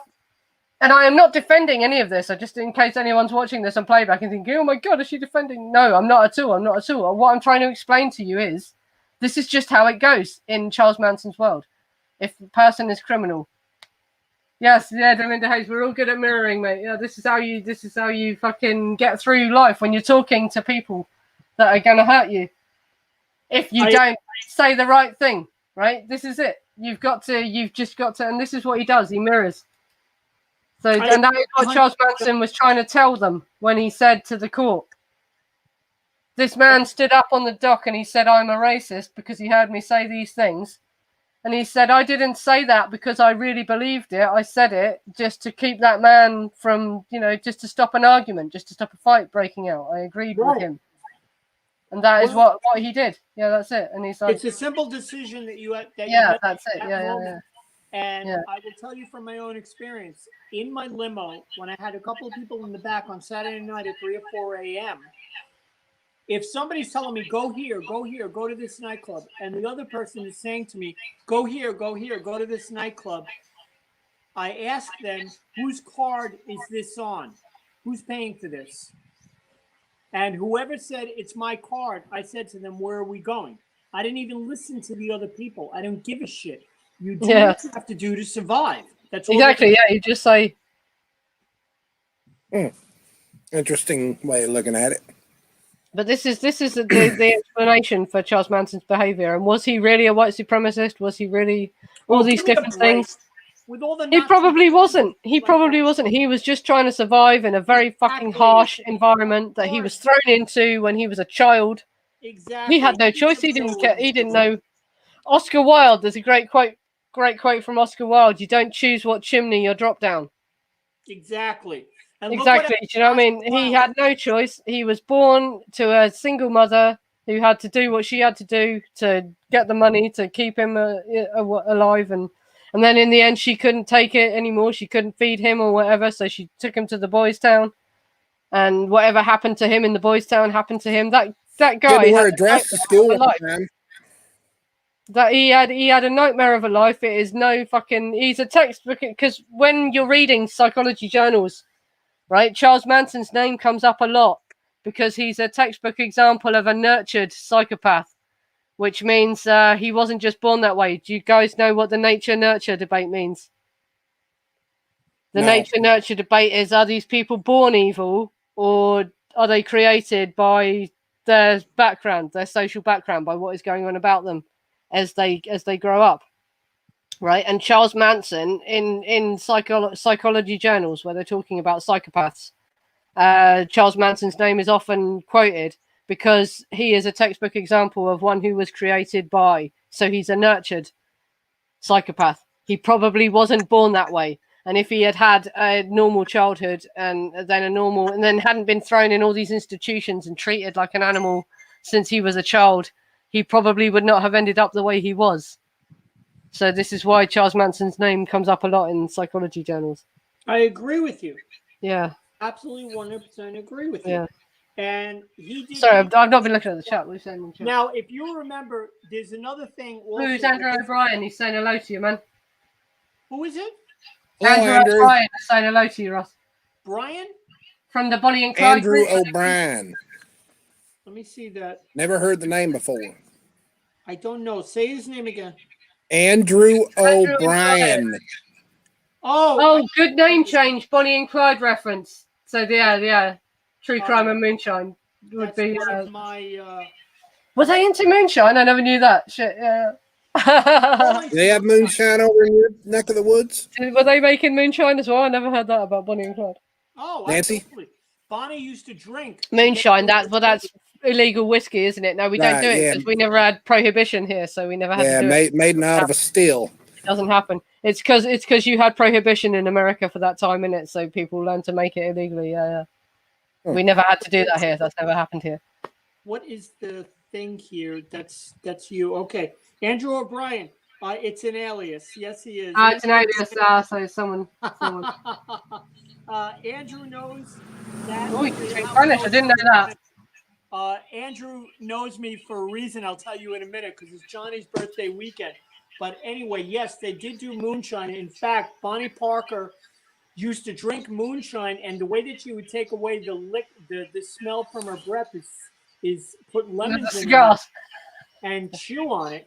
And again, why did she do that? Because she couldn't really deal with what her stupid boyfriend was doing. Actually, about that photo. Finish, Ross. Finish, yeah. But I just want to bring up something. Andrew and he's not a member of our page, and he's not a true crime student, but believe it or not, and Mike, you're really going to appreciate this. He is my hairstylist. Okay. Now, and he takes great care with my hair, which is why I look good. Now, he's really angry at the lighting in this room because it kind of makes it look like I'm losing a hair or two. But Andrew, to me, is a friend of mine. He's a dear friend. Me too, yeah. He is coming up in the hairstyling world. He's very well known on the underground, and he's a hairstylist. And he's coming with me because tomorrow we're going to take Johnny out for his birthday to a nature walk that Andrew's always wanted to go to with his kids. And he's one of my neighbors. He suffered the same thing as me when I was arrested. And we're going through it. He's amazed at what I fucking get away with the courts. So Andrew, courts, yeah, the courts. So linguini again. That cracked me the up. courts after I take out the dog for a walk. Okay, Patty, I'll check it. So Andrew is a welcome guest, and I love it. And when Andrew agrees, because I bought into his business for $20. I'm a 2% owner for $20, and I'm helping with some of the paperwork and what he has to do. And I'm glad he can make it tonight because he's waiting for it. That being said, what I want to elaborate on is a point that Andrew's been bathroom break. Cool. Now you're going to take a bathroom break. I'm going to the outhouse, y'all. I'll be right back. You're going to the outhouse. You can keep a fucking bucket Don't trip over a woodchuck. No, he's got to go to the woodshed. Go in the outhouse. That's not in Georgia. Smelled for years, and they close. You notice when they go to the outhouse. Make sure you take your shotgun. They close the door as if it makes a difference, and they move the shotgun from the left side to the right side, because it makes a difference. But anyway, Andrew is a dear friend of mine, and I'm so happy he's with us tonight, and he's joining it. Andrew, make another comment, because I'm so happy. What do you want to talk about concerning the Charles Manson case? Ask us anything. All right, now Patty says overrunning, but it's been a really good stream. So Patty said MTK sent you a message relevant to this chat room right now. Who's MTK? Does anybody know him? MTK. Nobody. All right, that's good. Message. Which one of us planning? I have no Patty, idea. which one did he send it to? There's three of us. What are you doing? Is it Russ or me? Gotta be Russ, isn't it? Now, Sam Smith gave a lot of stuff. Charles AX, rich, black Muslim, inmate at San Luis Obispo. See, people are enjoying it. That's good. That's where Bobby was. Says he knew Manson for 15 years, knew him for 2 years at McNeil. Says a black prisoner named Jake taught Manson guitar. That is bullshit. Who taught? No, I've heard he knew guitar from when he was in the Young Offenders. No. Or whatever you call it in America. No, it was no, not. he learned. I've heard that as well, that he learned guitar when he was in whatever you call. In the 70s, it was called Borstal here. I don't know, but when he'd been stealing cars, when he'd been a naughty boy and they sent him to the Young Offenders. What? Juvenile Hall. Juvenile Hall. That's what you call it, isn't it? Juvenile Hall. No, at McNeil Island. What's Juvenile Hall? Juvenile. When someone's not too young to go to prison, but they have committed a crime, so they have to go to some kind of prison. No, you call it juvenile to play guitar. prison. No. I've heard that. No, that's what I've heard as well. That he learned it in juvenile. Yeah. I sit down and listen. So your outhouse door going, mate. There you go. The man who taught Charlie to play guitar. Mike, fucking put oil on that or something. Yeah, fucking get some WD-40, mate. Jesus. Are you sat down now? Did you move the squirrels out of the way? I done moved them out of the way. I'm good to go. I done moved them out of the way.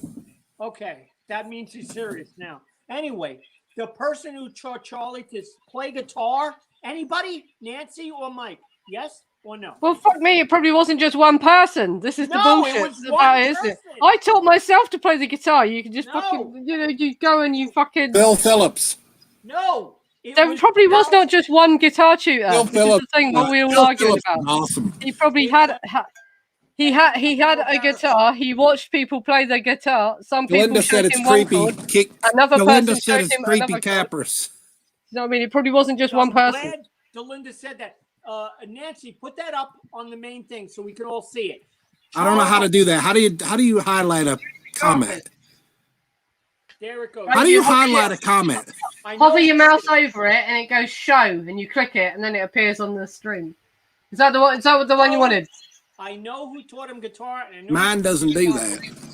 This is what it is. Take notes. I might be because I'm the fucking and leader. Look it up. Yeah, you're the leader. Yeah. This is who taught Charlie to play guitar. His name was Alvin Carpus, and his pseudonym in the press was Creepy Carpus. And when you see his picture, you'll understand why I called him Creepy. He was a bank robber in the Midwest from the 1930s, just like Dillinger and Babyface Nelson. He's the one who taught Charlie to play what? guitar. And really, was he from the Marbaki gang? Yes, the Marbaki. Yes, he was. Oh wow, that's interesting. Yeah. Yes, that's exactly who he was. Yeah. I am on those pages, and I'm friends with the cops who caught him, or the grandsons of the cops who caught him. And Ann Patton and Patty knows that I know these people, Ted Prince and Boots Hinton, and they caught him. Now that's who taught him to play that. So Sam Smith, please check back in because you made a mistake, but we all still want you to meet us and join the page. Okay, we got to find out who you are because you ain't no Sam Smith. You look like a chauffeur in your picture. It's Starvago. His name is Starvago. That ain't his real name. Give me a break. That's his. He told us his real name. I'm not going to dox him on the stream. Fuck it up. All right, I got. But no, it's okay. It's okay. Don't worry, guys. There's no fucking background check. We're not going to come and creepy crawl your house. Background checks here. No. We're having a good night, and I'm going to try to add music now. So somebody take over. Nancy, we did all the points of defense and Nixon and we didn't do Canada. Finished now. We've finished. Let's just. I'm interested in this because I'm cynical about there being one guitar tutor as well, because learning to play the guitar, and when you're in prison as well, there's a music room. And you just sit in the music room and you bloody sit there and you strum away. He probably didn't have just one guitar tutor. Do you know what I mean? He would have sat in groups with lots of people and he would have just picked it up organically. Do you know what I mean? So I'm saying I don't want to define exactly who his guitar teacher was because he's going to have had a lot of different guitar teachers. He's going to have sat down with lots of guitarists because he spent 6 years out of prison, didn't he? So he's going to have. And he was at Haight-Ashbury, sitting around at Haight-Ashbury. He would have fucking had a guitar, sat there, and he probably learned from a lot of different people, is my point. It's like, so we can't sit there and say, this was the one definitive guitar teacher that taught Charles Manson to play the guitar. You know? I would he probably learned it from a lot of different places. I would agree with you on that, but it was a situation that I was in. The original person who taught me chords is one thing, but I jammed with a million people, and therefore I learned a lot more. So I don't think you should make it as formal as you do. He hung out and he jammed with a lot of people and he had a good time. Yeah, exactly. That's what I mean. He probably just jammed. And yeah, there might have been one person that sat down and taught him the basic major chords or whatever. Who knows, you know. But there's so many different fucking guitar chords. This is the final perfection to this show. I haven't really analysed his guitar style as well. I've never really analysed his music. But stop analysing and tell me you can hear the music. Because this is the final perfect part of the show, and this show is so great tonight. Nancy, right now, would you agree that this is the crowning achievement of our project this night? This has been good. It's been a good show. We got up to 11 viewers at one point, and I don't think I need to edit any of this. I think we can just leave this up. So yeah, we've got it down to a fine art now. We're doing all right, aren't we? And people are saying in the chat they're enjoying it, so that's good. That's good. I hope you can hear the music. Anyway, so Alvin Carpet was the man who's credited with teaching him guitar, and that's like a first generation going to the second generation, the way the world sees it. Yeah. Well, like I say, let's just stick with my original point. Yeah, someone probably did sit down and it would be amazing to know exactly who the first person who he ever sat down with and held a guitar, and someone said, "This is how you play D. This is how you play C. This is how you play G." which is the first thing anyone fucking learns, isn't it? Yeah. And then, yeah, that's it. Yeah. So it would be interesting to know that. But I don't think we ever will. I think he probably sat down with a lot of other people that play guitars, because that's how music works. It's a conversation starter, isn't it? It's a way. Some into folk music and going to folk clubs. Like if you're in a new town and you need to meet people, you've got to fucking pick up a guitar and learn a couple of chords and go and sit in a folk club where there's a folk circle. I don't know if folk music's done in the same way in America. I think it is, though. You're pretty similar to us, aren't you? And it's a way you can sit in a town and meet people, you know what I mean? And it's a conversation starter. So that's probably how Charles Manson learned the guitar and why he carried a guitar around with him and that. And, you know. Let's do Irving Counteract. Counteract. Mike, what's the point about Irving Counteract? Because I know what I want to say. You brought it up. So what is it that you I know. I forgot what I was going to say, but didn't he get... Go ahead. You go ahead with yours. Counteract. All right. Now, when I first read the trial transcripts, I made the stupid mistake of reading from the beginning to the end because I'm such a good little fucking stupid boy. And I read it from start to finish, and I got trapped in jury selection.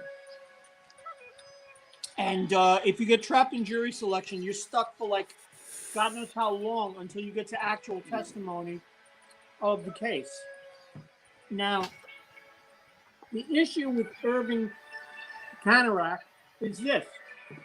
Canaric.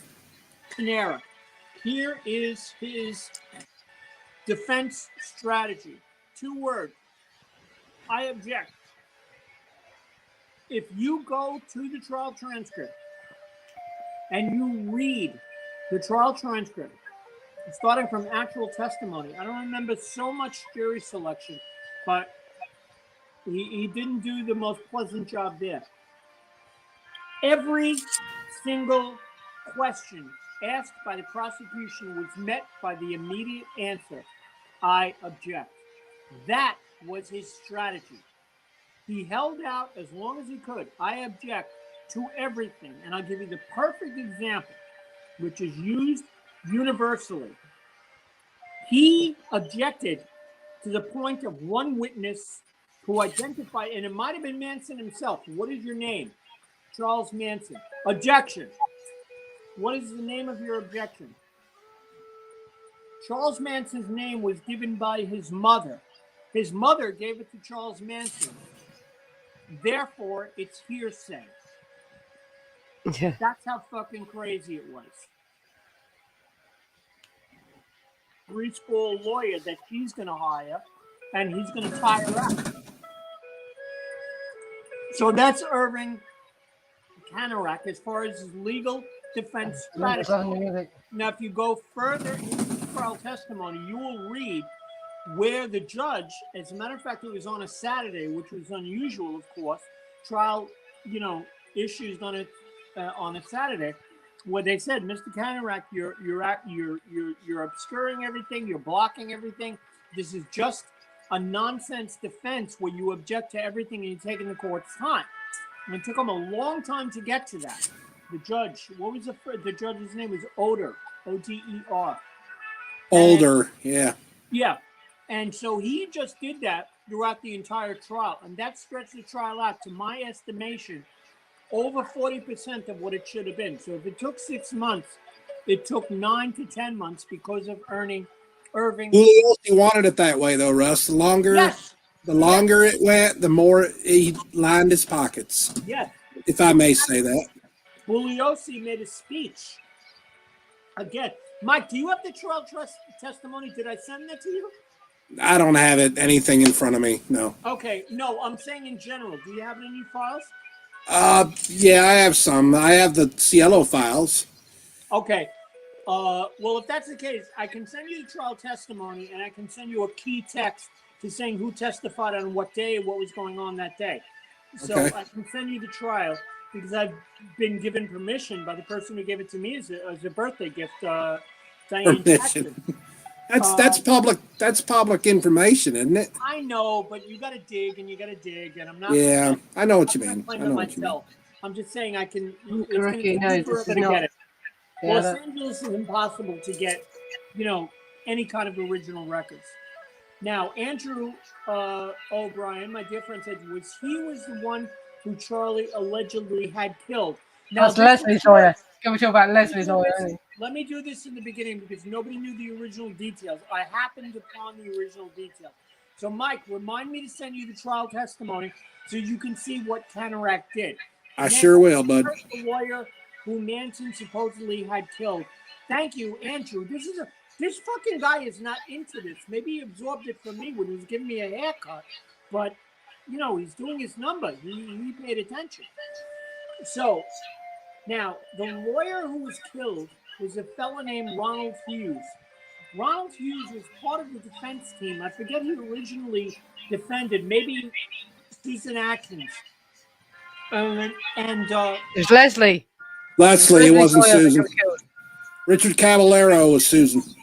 Okay. I'm sure it was Leslie's lawyer that got killed. So I was interested in this because because I always want to see their psychiatric reports, and you cannot find the psychiatric report for any of these but text. I would love to see, and it was Leslie's lawyer, because I know this, because the only thing because he had all the documents with him. He'd run off to the woods, up into the mountains or wherever the fuck he'd gone. And he had all the documents with him, and the only thing that had been taken was Leslie's psychiatric report. So if someone was, whatever Leslie said in her psychiatric report, someone really wanted to see. Because they could have taken any of the papers, and they only took. It would have worked against Charlie. Charlie didn't want him representing Leslie. Yeah. Charlie had a hand in that. The reason why Mike says that is because Ronald Hughes, when he was handed Leslie's case, he can't. I don't think, Sam. I think that he's just about how close he sits to the device he's using. Can you move it? Sam, I'm moving the mic closer to me because my That's a bit better. Yeah, you gotta get a hands-free kit or something, so you've got a mic. So, or a mic like this shit. Freaking, you're not using a laptop, are you? You get a laptop, you can plug a USB mic into it, and it's that right fucking big thing. What am I supposed to do? Give it a blowjob? Hold that up again. Give me a. What the fuck? What is that? 1985? This is what professionals use. Jesus. Okay. Christ. So USA Dance Party. Member of the team, and then for some reason Leslie needed a new lawyer, so they appointed Ronald Hughes to Leslie. And when he was presenting his defense strategy and what he's going to do, this and that, Charlie leaned in and literally, absolutely said, "Hey, lawyer, I don't want to ever see you again." And Delinda is right. She just said Ronald Hughes. Now, how did Ronald Hughes get appointed? Very quick story. Ronald Hughes was literally fresh out of law school. He had never argued a case in his life. And a murder case that, I think everyone will agree is the hardest and toughest and most serious thing that you can possibly argue. So they assigned him to Leslie Van Houten. Now, the way that I see it, well, let me put it to the story, what happened. Maybe I should go to Ronald Hughes first, and I will. Here it is. Ronald Hughes was so fresh out of law school, he was living in his mother's house. Not only in his mother's house, he was living in the garage of his mother's house. And he had never tried a case either. Right. He had never tried a case. And so he was living in the garage of his mother's house, and that's where he actually did fucking press conferences. No experience, fresh out of law school, and he's not exactly, the top brass. And so that's who he was as a lawyer. But they felt that he had an in to the case and to the defendants because he was a hippie in his own way himself. He had the long beard. He has the attitude. He has the knowledge. So they said, let him defend Leslie because she needs a lawyer. So after Charlie threatens him, nobody took it seriously, of course. But what he did was he went on one of his weekends, and it was like a fishing weekend. You go up to the mountains, you set up a tent, you live there for Friday and Saturday, and you pack up and you go home. And we're talking about, 30 to 50 miles outside of Los Angeles? You couldn't have been much farther from Spawn Ranch. And he goes up there, and there were severe rainstorms that weekend he was there. and he just never showed up again. Way later, they found his body, and his body was completely unrecognizable, so they couldn't give a cause of death. That being said, a lot of gossip was created about Ronald Hughes, how he died, like anybody would. And if I was a newspaper publisher, I would run this for a year. Now I'm going to stop now, and Mike, why don't you go first on that? Well, I just found the irony of when Charlie didn't want Hughes around, and then he vanishes the way he does. I definitely think the family had a plan in the hand in this. That's all I got for that. It's weird. It is weird because I've always it's too ironic. They always talk about cutting off loose ends. People like the Sandra Goods of the world and the Squeakies. They talk about, well, we'll cut off all the loose ends. You know what I'm saying by that? You know what y'all dig what I'm trying to say with that? Yeah, I know what you mean. But you look at the actual facts of what happened to this guy, and this guy apparently he was getting paranoid all throughout the case. And then he suddenly decides he's going to run up to his cabin in the woods or the mountains or wherever he went. No, there ain't mountains in LA, is there? There's got to be fucking woods or desert or whatever. Where the fuck did he go? But he was off somewhere in an isolated location. Yeah. Canyons, was it? Yeah, canyons. Yeah, he was off somewhere he ran off to. And I really think the guy might have just accidentally drowned. But the thing about him was that he fucking... The Leslie's psychiatric report going missing suggests something went on, doesn't it? Definitely something went on. Was it the family or was it the prosecution? Charlie did not want Leslie being represented by that guy. Was it the establishment?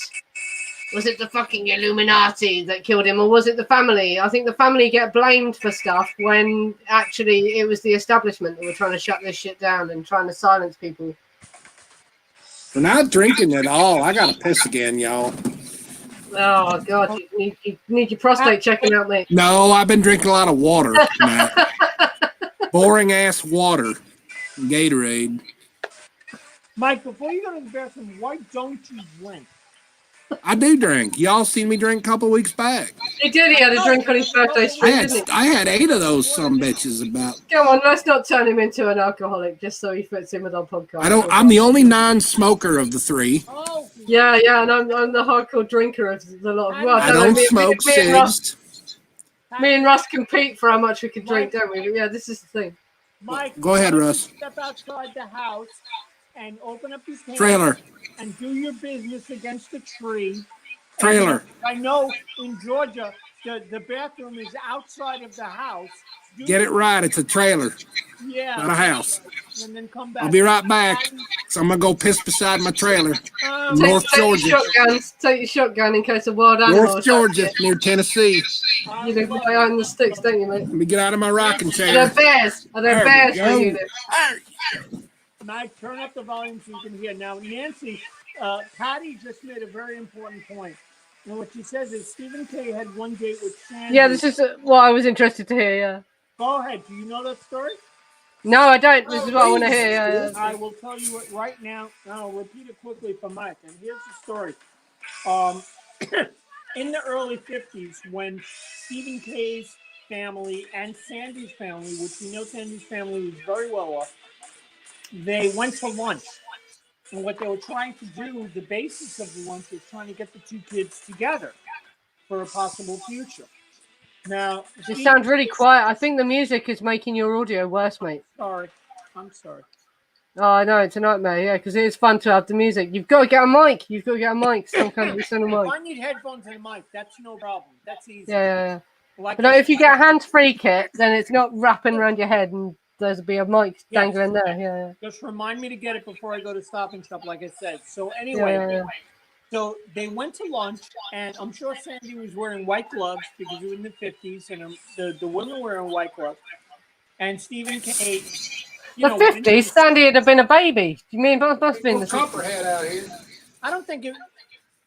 Mike just said that there's a snake outside of his house. Guaranteed, he pissed on him and he shot it and aimed it like it was a gun. Jesus. Does he mean a snake, or is he talking about his own one-eyed trouser thing? About it. Oh yeah, he's talking about his own. You want to talk about small dicks? I don't know what his looks like, but anyway. So the point is that they were having lunch and they were sitting there, and Stephen K. claims that Sandy was such a snotty bitch that, I don't know, he walked away or he didn't want to have anything to do with it or whatever. Now, if I may, that should have been. Yeah, but the parents are all saying, the women are all saying, Sandy found him creepy. Right. You're talking from his perspective, aren't you? Yeah. Isn't that Sandy said, "Fuck no" to him? Apparently, he was a bit creepy. Isn't that some kind of collusion that it's reason for mistrial or getting somebody dismissed off of the case? Because how far? Where the hell did it go? Shit! What? You want our trouser snake? I done lost my drink. You lost it. There we go. All right. Did I miss anything fun? No, Mike. No, you're right. I'm creepy. No, not you. No, we're talking about the Stephen K. mate. Stephen K. and Sandra Good. True or false? But this is what we're trying to work out now. Yeah. Mike, I gotta ask you: did you get the snake? Did you hit it when you were peeing? Oh, did you hear that? I was wondering if there was a copperhead out there or not. We got copperheads all over my yard. No, this snake, Mike. We were saying, are you really talking about a snake, or are you talking about your own one-eyed trouser snake? Oh yeah. Y'all would know was it out there? Was it? Well, in order to go urinate, yeah, it needs to be. Yeah, it has to get out, doesn't it? Yeah, that's it. Yeah. Willie the one-eyed wonder worm.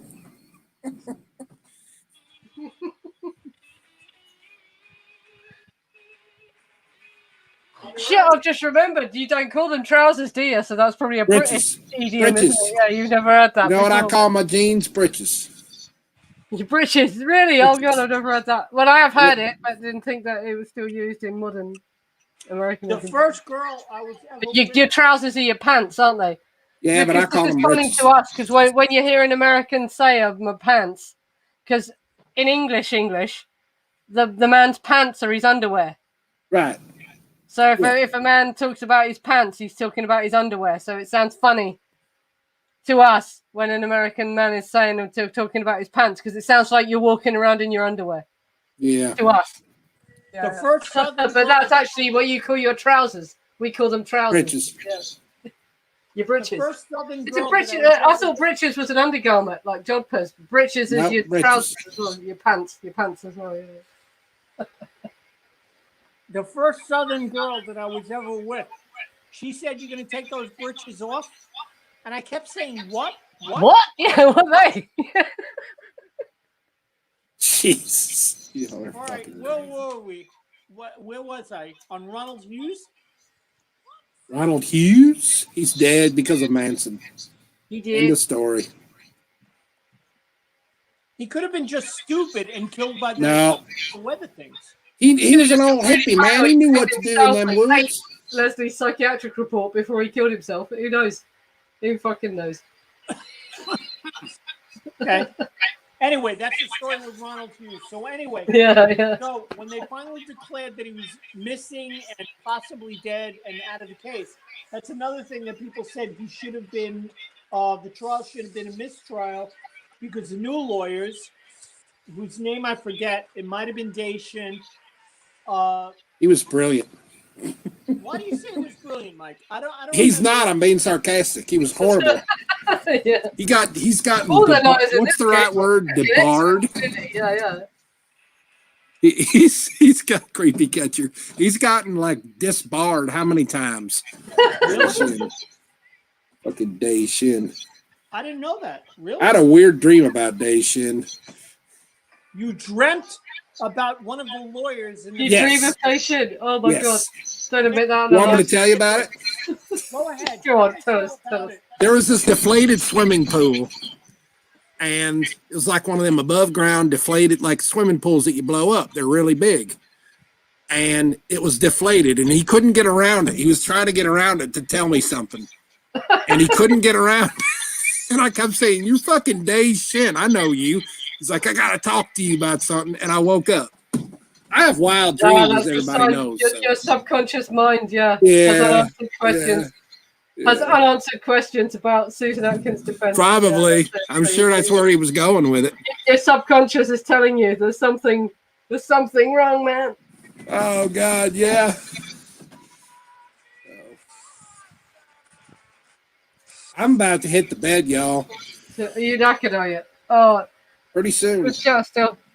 Andrew, Brian. Oh, sorry. Yeah, we got to get into that. How long have we been on, Nancy? We're like 2.5 hours. 2 hours and 50 minutes. Shit, yeah, we've rambled on a long way. Oh, but Ramble on. I know the time is now. Sing my song. Gonna go around the world, gonna find my girl on my way. I've been this way 10 years to the day. I ramble on. They never play that live hardly. Gonna find the queen of all my dreams. It's fucking hard to play, mate. It is hard to play. Yeah, no, they wouldn't do. And there's a weird bit where they fucking a lot of chord structure that's wrong with that. Fucking Robert Plant at the end where he's singing over himself, and you couldn't be na that na na na my baby. Nancy, They couldn't read do that live. You can do his it live. last statement, please. Well, this is it. Yeah, now, I've got to teach him. Yeah, how British people talk, man. Right? A man's pants are his underwear, and he might have boxer shorts. Or yes, he might I wear have boxers. wide fronts. Right? And you call wide fronts tighty whities apparently. That's so that's the tight pants that a man might wear. And then there's boxer shorts, which is the looser pants a man might wear. And what he puts on over his legs are his trousers. That's how British people do here. Nancy, that's how it goes down in Britain. Nancy, what is your preference? Boxer shorts or something else? Boxer shorts. Plaid? Boxer shorts, because the tight ones restrict your testicles, don't they? Country plaid? No, he's got white boxer shorts. He's got to let his balls breathe. Nancy, I'm going to ask you to do something that is so against the feminist movement. Hey, but what the fucking hell? She ain't like that anymore, man. Don't quit your day jobs, people. Yeah, shit. Okay, Has it gone off track, has it, Sam? I'm sorry, man. Yeah. Under indictment from the it's all gone to shit in the end. Nancy, stand up and show Andrew. We stay on subject for the first hour, then it gets a bit silly. That's the way Nancy, our things stand go. up and show Andrew your cocktail dress. Don't quite your day job. He saw it. No, he must have seen that. You saw the fucking cocktail dress. You don't need to say it again, do you? No. Damn, until you tell us who the fuck you are, okay? Yeah, Sam, I am. Son of Sam. He's son of Sam. Yeah, are you son of Sam? Shit, we caught him. Oh, no. Fuck. The fuck do we do? As Nancy would say, what the fuck do we do? I'm thinking of the Zodiac. The Zodiac's the one that we caught in it. Yeah. What the fuck do we do? What kind of this is an interesting conversation. Yeah, let's see. What kind of British accent have I got? It's confusing as fuck, right? I'm from the south of England. I was born in the south of England. My mother is from London, but my father is from the north of England, right? And you don't hear a northern accent in my voice, really. But some words I drop are northern English slang. So it's confusing. So I'm southern English. Southern English accent is my accent, basically, is what you do. Yeah. And it's what they call an estuary English accent. Because where I was born in Woking, where we sound posh. You know what that word means, don't you? Where we talk like the Queen, where we have a posh accent. That means, so I learned to talk with a very posh accent. And everyone's ashamed to sound posh. So we give ourselves a bit of a London lilt to our accent. And this is called an estuary English accent. Yeah, it's a very, very weird thing.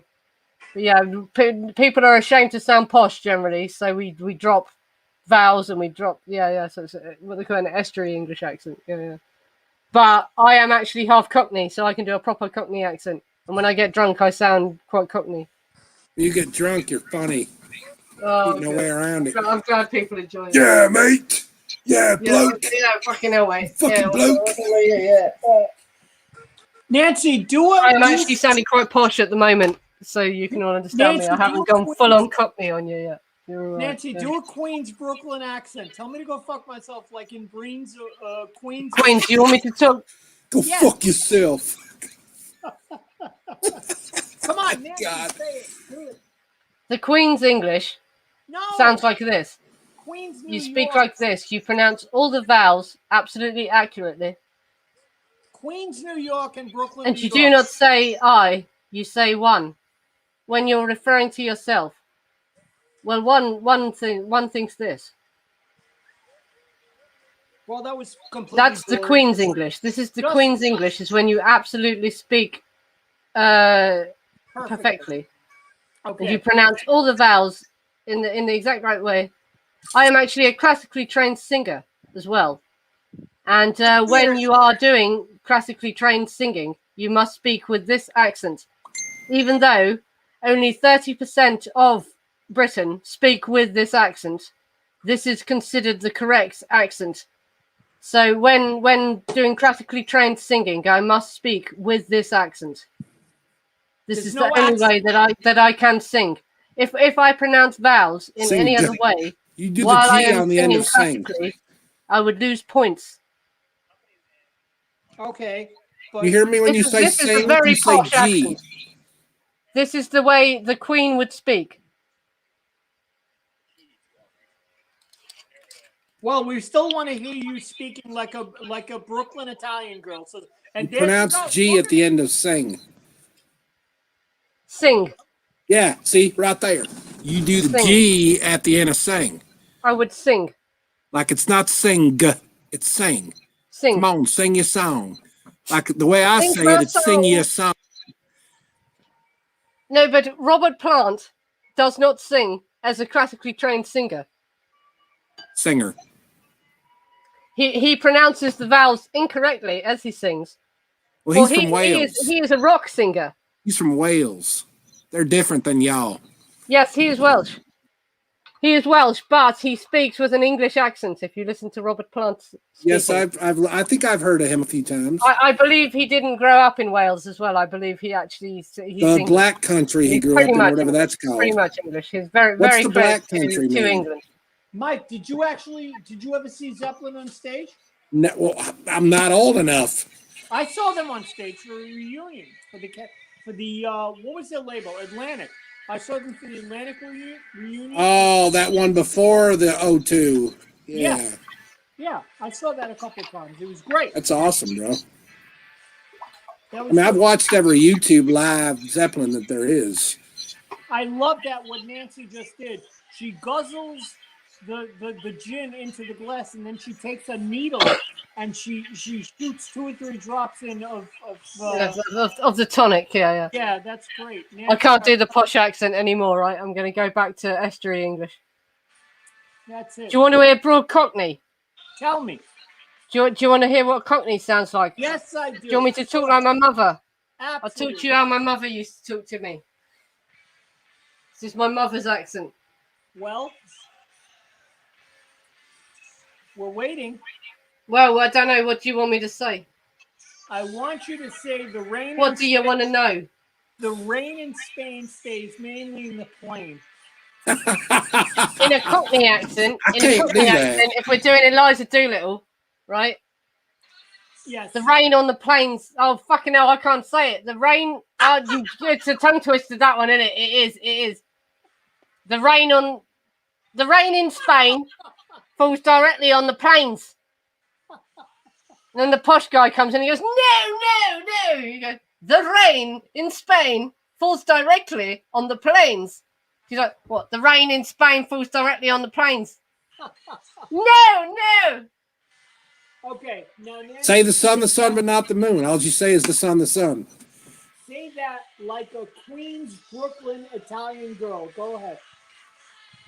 Like a Queens. I don't know how to talk like a Queens, Brooklyn Italian girl. Fuck me. What? How does a Queens, Brooklyn Italian girl sound? Shit. Like I can't do American accents. It starts out great, and then you all end up John Wayne. Well, do it. That's funny. I try my best.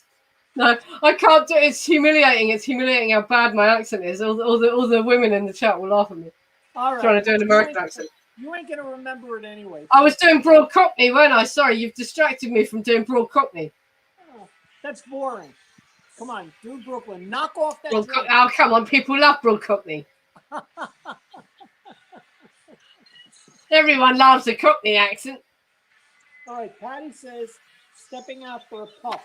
Again, Nancy, you can translate that. Puff, puff, pass, Patty. Puff. Oh, no, I haven't. I haven't, actually. That would be interesting to see how good she was, actually, at doing it, because she was an actress, wasn't she? Was she trained? Was she a trained actress? Or did she just... But she spent a lot of time in England. There's actually a video on our channel where I went and found the general street they lived in. That's the house that they had in Knightsbridge in London, which is a really, really expensive area of London to live in. As I'm walking past those houses, though they're tiny, each one of those houses is worth about £3 million. They're very, very expensive houses. It's a very, very high-end area of London that they lived in. Sam just Knightsbridge is famous for being very, very posh. And I posted, as I was walking around London, I posted pictures of the Christmas lights because it was Christmas. It was December when I went up there, and the Christmas lights in Knightsbridge are amazing. It's a very, very posh area. When you were there with your dad? Yeah, I went up there with my dad. My dad, the bit that I did outside the Talgarth, that's my dad took the picture of me. I posted the picture of me doing the Manson sign outside the Talgarth Hotel. My dad took that picture. Yeah, I was up there with my dad. Can you hear him talking on that video? I haven't watched it. He does talk a bit. I can't hear your father, but I can hear you. No. My dad was there. I was filming. I was holding the phone and filming it.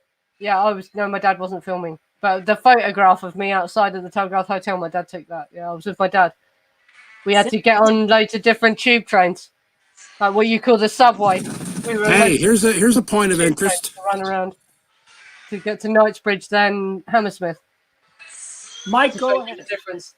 When Sadie, Mary, Bobby were all over torturing Hinman, somebody called several phone calls came into the Hinman house, and Sadie would answer the phone with a British accent. Just thought I'd add that.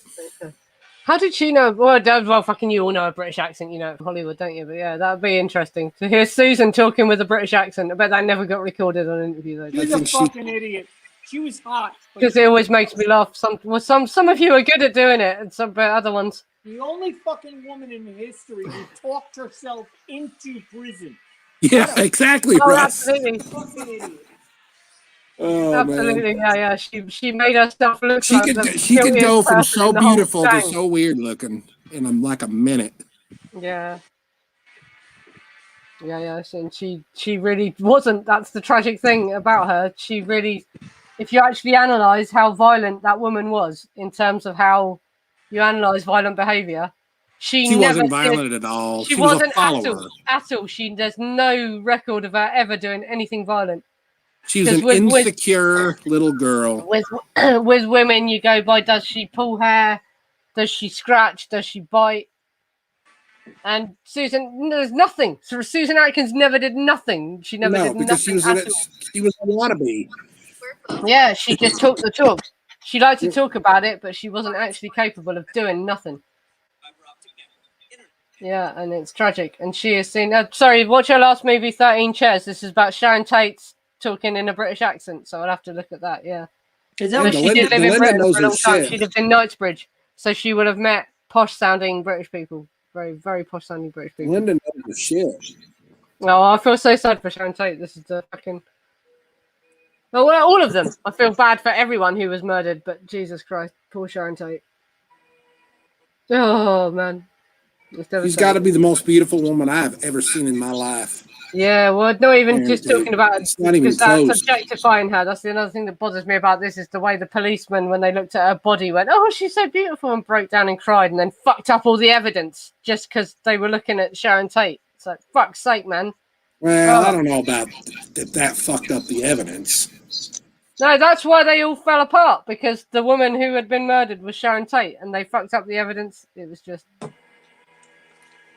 terrible. So poor Sharon Tate, man. This whole case. Can I do the porno? Let me do that. Yeah, that's it. Yeah.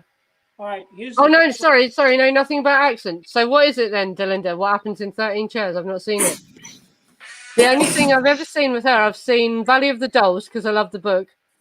And I've seen another film that she made, which was shot in black and white, which was a horror film. And she actually played the character she had to play really well. Sorry. Oh, right. Synchronicities in the movie and her real life. Yeah, well, that would be interesting to see then, yeah. But the other film I've seen her in is a horror film, and it was shot in black and white. And oh god, I can't remember the name of the film, but it was like these people go and stay at like a gothic castle place, and there's this blonde brother and sister that are dead creepy, and are shot really artistically. Like she's in one corner of the shot, and he stood a few feet behind her in another corner of the shot. And she played it perfectly. She was really great at just standing there looking a bit creepy, but being blonde and beautiful. She was a good actress. It's sad. It's so sad. It's on YouTube. I'll look it up. I'll look it up. Because I haven't seen enough of her stuff. And bloody hell. No, that's it. Yeah, I don't think you're talking about Susan, I assume. Yeah, I don't know. I don't think Susan actually stabbed at anyone, to be honest. I don't believe she stabbed anyone. I think Susan was just standing there going, "Holy shit!" and was probably. I don't know about that. I'm her biggest supporter here, but she's not as innocent as she sounds. As she comes across. No. But when you look at violent behavior and the way people behave violently, she's the only thing she was ever fucking arrested for was pointing a gun at someone. And she didn't even point it. It was in her sweatshirt, in her hoodie. It was in her hand, but it wasn't loaded. The gun, and the policeman just took it off her, didn't he? Yeah, up in Oregon. He moved the gun from her hand. He didn't. That so totally, she fell into that completely by accident. She said to him later, didn't she? If you hadn't snuck up on me, I would have shot you. But that was just her fucking gabbing. You know what I mean? It was just her mouth. She wouldn't have really shot him. But when you're analysing how violent a person is, right? Shooting a person is considered different to stabbing a person, because shooting a person requires no contact with the person. You can stand a few feet away from someone and fire the gun, and you've harmed them. But if you stab someone, you have to go right up to them, and you have to feel that physically as it happens. You have to feel the knife go in. And then as you're pulling it out, and it is a pretty horrific thing to feel. Apparently, if you watch people talking about people who have stabbed, it's a horrible thing. Well, you know, when you're cutting meat, when you're cutting a piece of meat, you know that is apparently literally what it feels like, and that's what freaks people out about when they stab a person. It's like it felt like but that was a person, so that does their head in. And a person that so it's actually believable. The point I'm trying to make is it's actually believable, because Susan, I've seen her in interviews say, I held the knife up and then I couldn't do it. I couldn't do it. Right. I couldn't do it. Right. And that is actually reasonable. That's believable, right? Because most people cannot do that. It's only if you're homicidal is the technical fucking phrase for it, right? But most people who are normal cannot actually stick a knife in a person. That defines how violent you are, if you can stick a knife in someone. And also, if you would do it more than once, because some people stab a person for the first time and they feel how it feels and it freaks them out and they can't do it again. But so if you do a sustained attack, then you're a particularly homicidal person and you need to be in prison forever. This is how they decide how people are treated, by how violent they are. Yeah. And Susan Atkins was not, by all the indicators, was not violent at all. Never did nothing actually violent. Though she stood there in court, and sat there in court, and said that, I stabbed Sharon Tate. Fucking, there's no evidence that she did that at all. That was so stupid to do. I don't believe that she was capable of it. And that is one of the sad things about Sadie. Yeah, but this is the other thing, isn't it? They say she stabbed Wojtek in the leg, and I've heard this as well. Because when it all kicked off, when everyone was freaking out, someone's meant to have got Susan by the hair. And they reckon it was Wojtek. She had to stab backwards too. And he did have stab wounds in his leg. That's on his autopsy report. Yes. So maybe, just when she was absolutely freaking out and someone had her by the hair, she wielded the knife backwards and managed to get him in the leg. But I find that. Listen, though, she had to stab in a backwards position if he had it by the hair. So because imagine that. Actually, put yourself in that position. Someone you guys haven't got long hair. Have you ever had long hair? Imagine someone has you by the hair, and you're freaking out, and you've got to work out where their body is, and you're stabbing behind you. I don't think it's likely that she actually hit him in the leg, to be honest. I don't disagree. I don't think that it's really actually very likely. How the fuck he got those stab wounds in his legs, who knows? But unless he had like really grabbed her and pulled her towards him, which would be pretty fucking stupid of him for a woman that's wielding a knife to grab her and then pull her right towards him, because then she's close enough to swing at his body. isn't she? You got to think about these things logically, right? If you were a guy that was trying to stop your friends getting stabbed to death, and you're grabbing a woman that's wielding a knife, you'd hold her away from you, wouldn't you? You wouldn't fucking drag her towards you as she's swinging the knife back at you.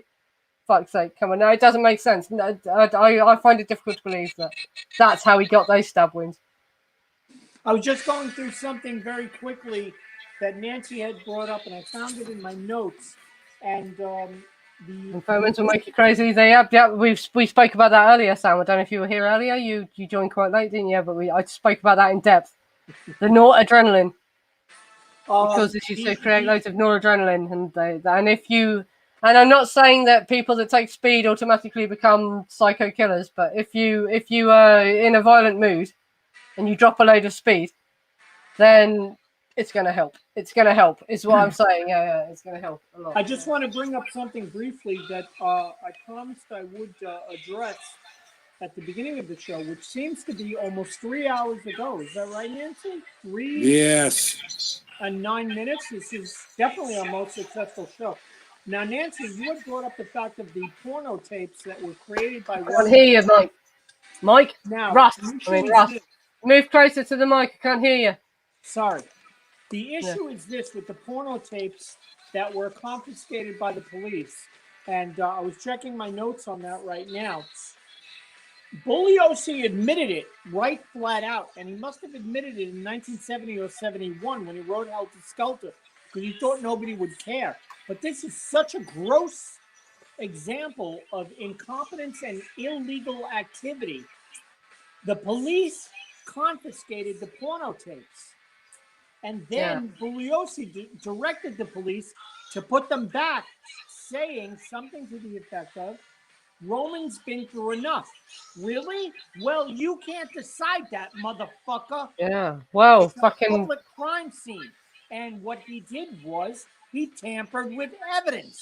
Oh, he totally tampered with a shit ton of different stuff. Well, the fact Polanski never got done for the code. Read the FBI report. This stuns me. This absolutely stuns me. They had the FBI were watching Roman Polanski smuggle tons of cocaine. This is literally in the report. Like, not a small amount of cocaine as well, a lot of cocaine. Back to Cielo Drive, to Wojtek, shipping it back to Wojtek. And then he just walks. And it's like, yeah, okay, I can understand a few unfortunate tapes. Okay, we'll cover that up. But what, fucking how many tons of cocaine that dude was smuggling? So this is why I think that whatever was on these tapes was so fucking controversial that he blackmailed people with it. Yeah. He basically said, right, yeah, you've got the copies of the tapes that were in my house. You'll never find all the copies. And they're supposed to have been Ronald Reagan's ex on them. So there were political figures. It wasn't just actors. It was political figures, you know what I mean? Who knows what the fuck Roman Polanski filmed. And so this is why I think Roman Polanski has got away with everything that he's got away with in his life. I think that it's because whatever was on those tapes would have fucking brought down the government. Not just Hollywood, the fucking government. I reckon he had tapes of really serious politicians doing. He was like a Jeffrey Epstein of the 60s. Do you know what I mean? They have a honeypot operation where they get people to go in and do things they shouldn't do and are filming them. Well, and then when they go and say, I'm gonna rebel against you in the House of whatever you call it, the House of Representatives, or whatever you call it in America, they go, oh well, actually we've got this video of you with this minor or giving a man a blowjob and you're not gay, are you, or whatever, you know what I mean? They have these things. I reckon Roman Polanski was like a fucking Jeffrey Epstein of the time, and that's what was really going on, and that is partly what was being covered up here, and that's why Roman Polanski has got away with everything he's ever got away with, because he's got so much evidence on people that he will just fucking and get Sam Smith comes up with something that can confuse things, but still extend it long. Nancy, and I love to talk about this, don't I? Go ahead, please. Nancy, so I've told you this, right? Because the way that psychology viewed women and violence at the time that these murders were committed in the 1960s, they didn't believe that a woman was capable of planning to commit a violent act on her own. right? They believed that women only committed acts of violence because our poor delicate brains had gone insane and we were insane, so we did an act of violence, or because a man told us to do it, right? That is how this case was tried, right? That is the basis on which all these people were convicted. That is how psychology actually saw shit back then in the late 60s. But we now know, and the reason for this is because women's the area in the brain that causes violent behavior is smaller in women. But that's bullshit because women's brains are smaller anyway. We're smaller than you. So that's bullshit, right? And so, but they basically believed. So, like in situations like Bonnie and Clyde is a very famous one. Yes. They didn't believe that Bonnie could have been involved in the planning. Exactly. They thought that Clyde was telling her what to do. Yes. And so this is the same with the Charles Manson case. Yes. They didn't believe that these girls could have gone out and done that on their own. They think Charles Manson must have told them to do it. That was how psychology viewed women in those days, right? But we now know because of all the fucking studies we've done, and because nowadays you can analyze the brain in far more sophisticated ways than you could back then. We now know that women are just as capable of violence as a man, and we are capable of planning violence, and in fact we are better at it in the moment. Yeah, don't piss Nancy off. Yeah, no. This is the disturbing thing, right? Because of and we now know that when a woman's violence part of the brain goes wrong, it goes fucking wrong. We're worse. We're actually worse than a man because we can multitask better.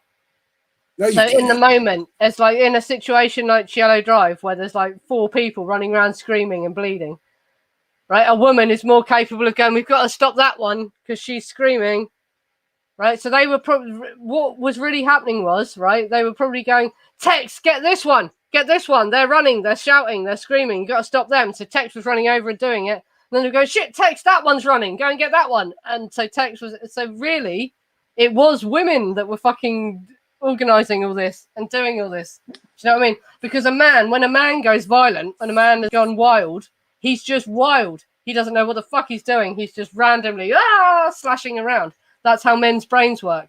But a woman, as you've gone into that psychotic, violent state, can still multitask and focus on what we're doing next. And in the cleanup of after murders and shit like that, right? Women are better at planning how we're going to clean it up, how we're going to make this look like someone else did it. Like you look at, oh God, I can't remember the woman's name. Oh shit, she's really famous in America. She took a photo of the man in the shower just before she killed him. Jodi Arias.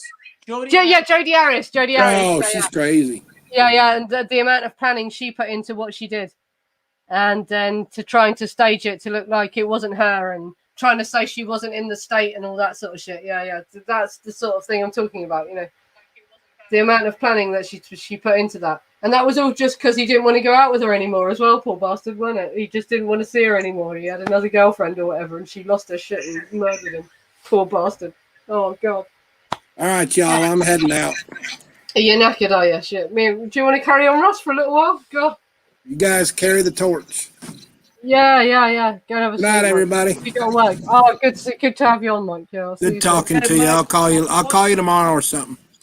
Yeah, cool. Yeah, we'll talk later. Take care, y'all. Bless you. See you later. Yeah.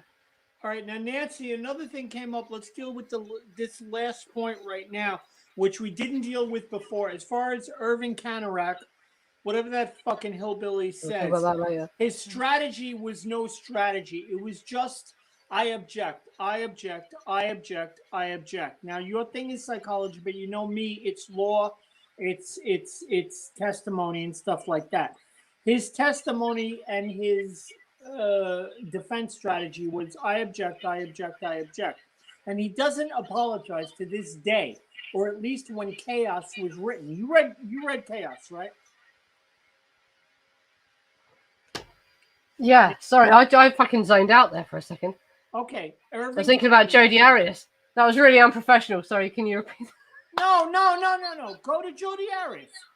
We've been going for 3 hours, 20 minutes now. Sorry, what are you saying? You're saying about the lawyer. No, forget what I was saying. What do you want to do with Jodi Arias? Because Jodi Arias, well, yeah, I'm just thinking about the amount of calculation that she put into it. Because the point I was making initially about women actually when women do become violent, are better at it than. And well, you have to think about that because he was big. He was a man. He was a man, and she overpowered him. It's scary. It is. It's terrifying, isn't it? Yes. How violent a woman can be. That a woman can literally overpower a dude. Exactly. And she was a little girl. And he was defenseless. He was standing there naked in the shower, and she pulled back the curtain, took a photo of him. And was she holding the knife when she did that? Did she take the picture, drop the camera, and go for him? It's a horrific fucking thought. The camera was running and pointed in the right direction somehow. Yeah. It's worrying, isn't it? And the look on his face as well. Yeah. The poor bastard. That last photo that haunts me. Honestly, why are you smiling? He's like, what? And enjoying this. Jesus. All right, now. It just makes you think, doesn't it? Fucking hell, women are fucked up. And this is another thing when we talk about the Moors murders, because this is the other really disturbing thing. Women that have the disorder where they want to help out the man to get victims. What happened to what's her name? Killer couples. What happened to Amanda tonight? Did she disappear? I don't know. You still there, Amanda? Probably. We've been going for a long time. I mean, Amanda, the girl who knows about the Moors murders, not the. Oh yes, well I told you this, didn't I? I've not spoken to her very much at all, and the last time I spoke to her, she just had the vaccine, and she was saying I feel like shit, and then I haven't heard from her since. So I don't know. I don't know if she's had a bad reaction to the vaccine or what. Does she live near you or just in England? No, she lives near where the Moors murders happened. She's from Manchester. So this is why she knows so much about the Moors murders, because it's a local case to her. So, and it would be interesting to have someone who knows about the Moors murders to talk to us about it, because I know a lot because I've read it, because it's just, they were it's one of the most disturbing cases. Until Fred West and Rosemary West happened, Myra Hindley and Ian Brady was the most disturbing murder case that had ever happened in the UK, as far as we knew, And then Rosemary West and fucking Fred West made them look like fucking Disney characters. Sweet Jesus. That's another whole rabbit hole to go down, Rosemary and Fred West. Jesus. Let's answer everybody's last questions before we sign off for the night. Yeah. It's really good. 3 hours and 20 minutes. Oh my God. Yeah, we've gone on for ages. And we We're stayed pretty much on subject, didn't we? We are catching on. It was all substance. Okay, so why don't we address Andrew is kidding around right now, but the last thing he said, this is going to sound crazy, but Jodi Arias may well have been trans. I've never heard that. I don't want to. I don't want to look into it. She's hot. I like it. I got a couple of nude photos. I don't want to look at her. You've not got nude photos of Jodi Arias. Come on. Okay. Surely no, that would have come up in a fucking trial though. Well, no, it wouldn't. It wouldn't if she'd had the op. I suppose, yeah, she's dead. They'd be dead naming her and all that if they fucking brought it up. Maybe, but I've never seen anything from the pictures of her that suggests that she was. But Sam depends how young she was when she went on the hormones and everything. Who knows? Right. Maybe she fucking was. Now, and does that really have any bearance on what she did? Don't think so. I think Sam Smith. She definitely was identifying as a woman when she did it, wasn't she? So yeah. Right. Now, Sam Smith's last point was Noguchi's first theory was that a woman, and Nancy took that completely apart and put it back together again. And I agree with you 100%, Nancy. They could not imagine a woman did this or a woman did that. That's it. That's how it was. That's how it was back in the same way. Bonnie Parker was a hostage, not a willing participant. So that's exactly right. And I see what you mean. Sorry, no, yeah. It's the other way around. Jodi Arias, back to Jodi Arias. I thought that when he said she may have been trans, I thought they meant that she was originally a man and had changed to a woman. But Delinda's saying she actually wanted to be a man, so she was male to female to male trans. And that's possible. Yeah, maybe that might drive you to go nuts and murder your boyfriend. Fuck's sake. It's possible. It's a puzzle. Yeah, maybe she actually wanted to be a man and she got frustrated by the way the man treated her. She definitely got flustered because she was in love with the guy and he decided he didn't want to see her anymore because she was so crazy. And she just couldn't handle that. She couldn't handle being dumped, could she? Basically, was what drove her to that. let's state out right out for a fact that Delinda Hayes says that there's a tape of Sharon Tate and Yul Brenner. Oh yeah, yeah. Cause I brought that up. Yeah, and then Yul Brenner, and I've heard worse. I've heard there's worse tapes of Sharon. I heard that. There was ones where she was. God, we're right at the end now, aren't we? I could cut some. Well, it doesn't really matter because it's just a rumor anyway, or just for legal reasons. I say it's all a rumor. We don't know. Right. For sure, but there is a rumor that there is a tape of Sharon being raped by 2 black men as well. So it wasn't just her having consenting sex with other movie stars, but there was apparently a tape of Sharon doing stuff with. Then this is mentioned in Chaos, in the book Chaos by Tom O'Neill. At some point, Tom O'Neill got to interview Bugliosi a couple of times, didn't he? And in Helter Skelter, Bugliosi tells you that they found a tape that was of Roman Polanski and Sharon Tate making love, is how he describes it. Yeah. So there was a pornographic tape of just Sharon Tate and Roman Polanski together, and they left it on the side when they walked him around the house in order to see what he'd do. And all he did was when he saw the tape, he picked it up and he put it in his pocket and he didn't say anything. Right. And at some point in the interview, when Tom O'Neill's interviewing him, Tom O'Neill says to him, "Right, you got to give me something good for the book. You got to give me some kind of salacious fact, Vince. What can you give me?" And Vince sat there and thought about it for a minute, and he looked at Tom O'Neill. And this is in Chaos. You can read Chaos. We've got the PDF of it in our files, I think, haven't you? You can buy the book. Yeah. And Bugliosi looked at him and said, "The tape was not of Sharon Tate and Roman Polanski. It was Roman Polanski filming it, and it was her with 2 bisexual black men against her will." That's all Vincent Bugliosi said. That's what he said. It was not a tape of Roman Polanski and Sharon Tate. It was Roman Polanski filming it, and Sharon Tate was with 2 bisexual black men against her will. Those are the exact words that he used. Okay. So it's not just Yul Brenner, it's all sorts of shit. But who can believe a word Bugliosi says? So fucking maybe he made that up, but I think that if he made that up, that's fine, but it's still tampering with evidence. And yeah, and also bloody it's just insane. Yeah. It says that there's meant to be a tape of since we're getting into the kinky stuff now, fucking hell. There's meant to be a tape of Mama Cass with Steve McQueen and Peter Sellers as well, wasn't it?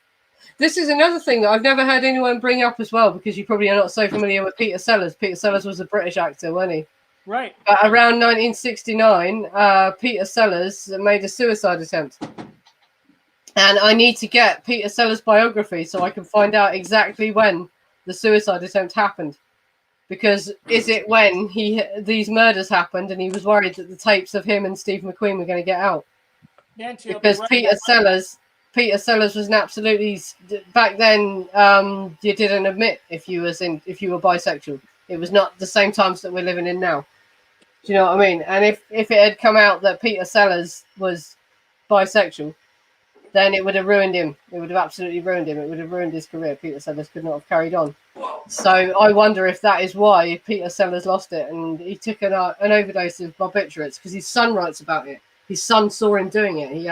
He had divorced from his son's mother, but he had his kids staying with him when it happened. And his son walked into the bathroom and saw him ripping open the bathroom cabinet and swallowing a load of barbiturates. And then he turned to him and he said, "Get out!" He swore at his son.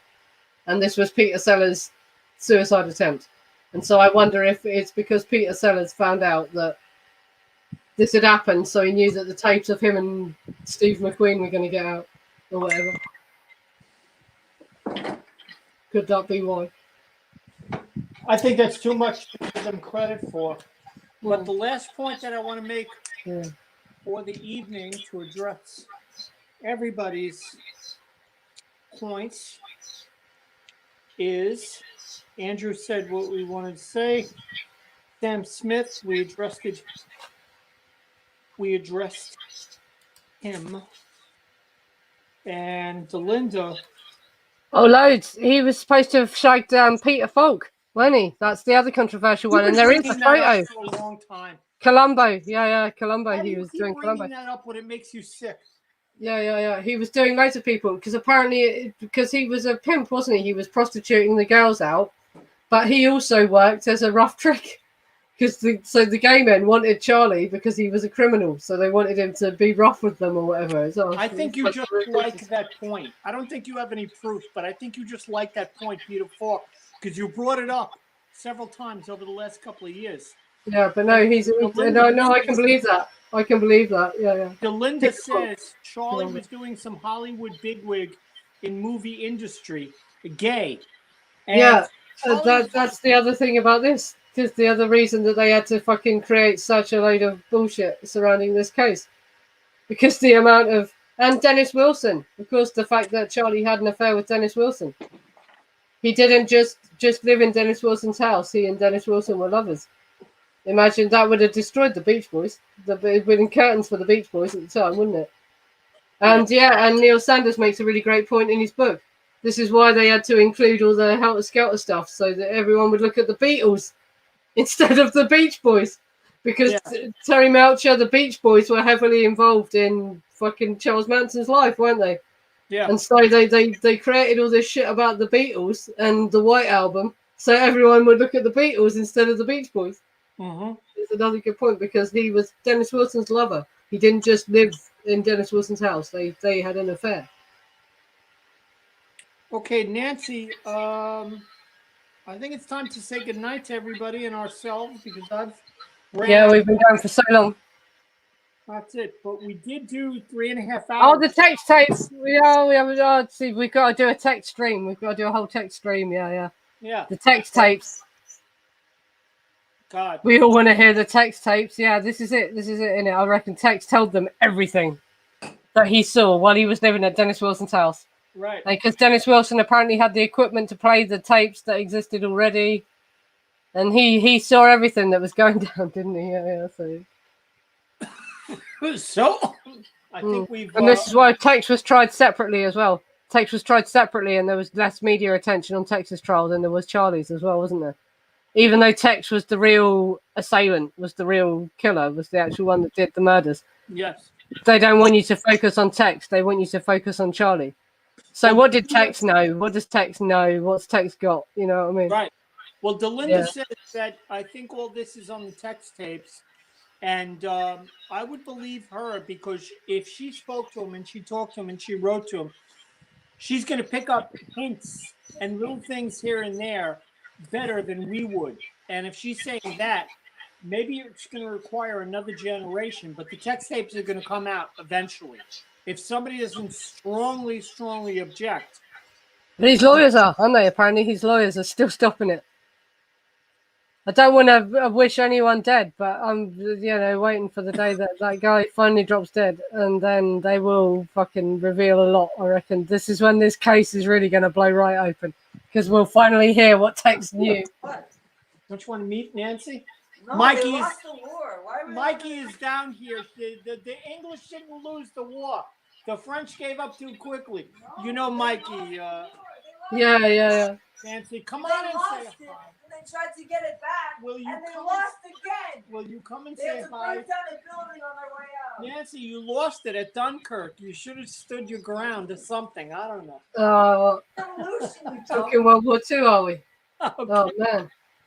All right, Nancy, I think if Mikey... Yeah, I think we've got to get, because we're going off. We'll have to do, maybe next week's stream can be the text stream. I'll learn to screen share. Well, I'm waiting for you, actually, as you know. So you have. Well, that'll be the week after. Sorry, every other week. Every other week I do the. Exactly. If we do that now, Delinda, I know you're listening right now. Nancy is producing and preparing a monster text show, and you got to be a part of it. Now, Sam says text. Yeah, no, it's great because how the blood stains got on the front porch. Yes, you're right, Sam. For the moment, we're talking about a show that we're producing right now. So I think you need to Sam, about this. Apparently, it's Tex's lawyers that are stopping them being released. Because I read a lot about Tex, obviously. I'm interested in Tex. Of course. And it's Tex's lawyers that have stopped this being released, apparently. And Delinda would know this. They have been handed over, Sam. LAPD haven't got the tapes. This has been declared, right? The tapes have been handed over. But fucking Texas lawyers won't let it be known. That's fine, but eventually it's that's what I've heard. That's what I've heard. I don't know if that's true. Delinda knows text. Tell us. Delinda will know. Delinda will know better than us because she's spoken in text, she's visited text, she's seen inflections, she's seen emotions. So she will know, and she needs to be a part of this. And as I said, I've thought about writing to him myself, but yes. I don't know. What would I fucking say? What would I say, and what would he say to me? Well, I couldn't visit him. I'd have to fly all the way to America to visit him. Shit. Well, she knows. She did it. I want him to know there's people out there that fucking are seeing what went down and understand that he was insane. And though I don't believe he should ever be released from prison because of what he did. I think he was insane when he did it, and I don't think that he's really as cold as people think he is. Nancy, if you want to, we can do one show especially for Delinda and interview her and see what you can get out of her. Delinda. Delinda, there's a deal. There's been deals made. Sam, yeah, this is it. And because I've heard this, because I'm obviously incredibly interested in the text tape, so I read everything that I've found. And apparently, there's been deals made. They can't. Yeah, this is what they're saying is that the reason that the text tapes aren't being fucking shown to everyone.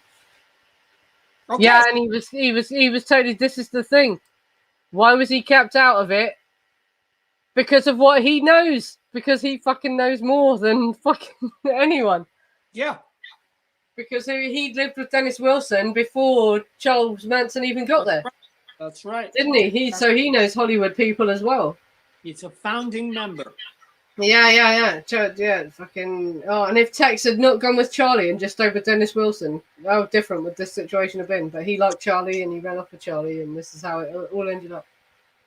Because he says in his psychiatric report, when he was thinking of running off with Charlie, Dennis Wilson said to him, "You're a sheep if you follow Charlie. You're following him like a sheep." But he decided to go with Charlie.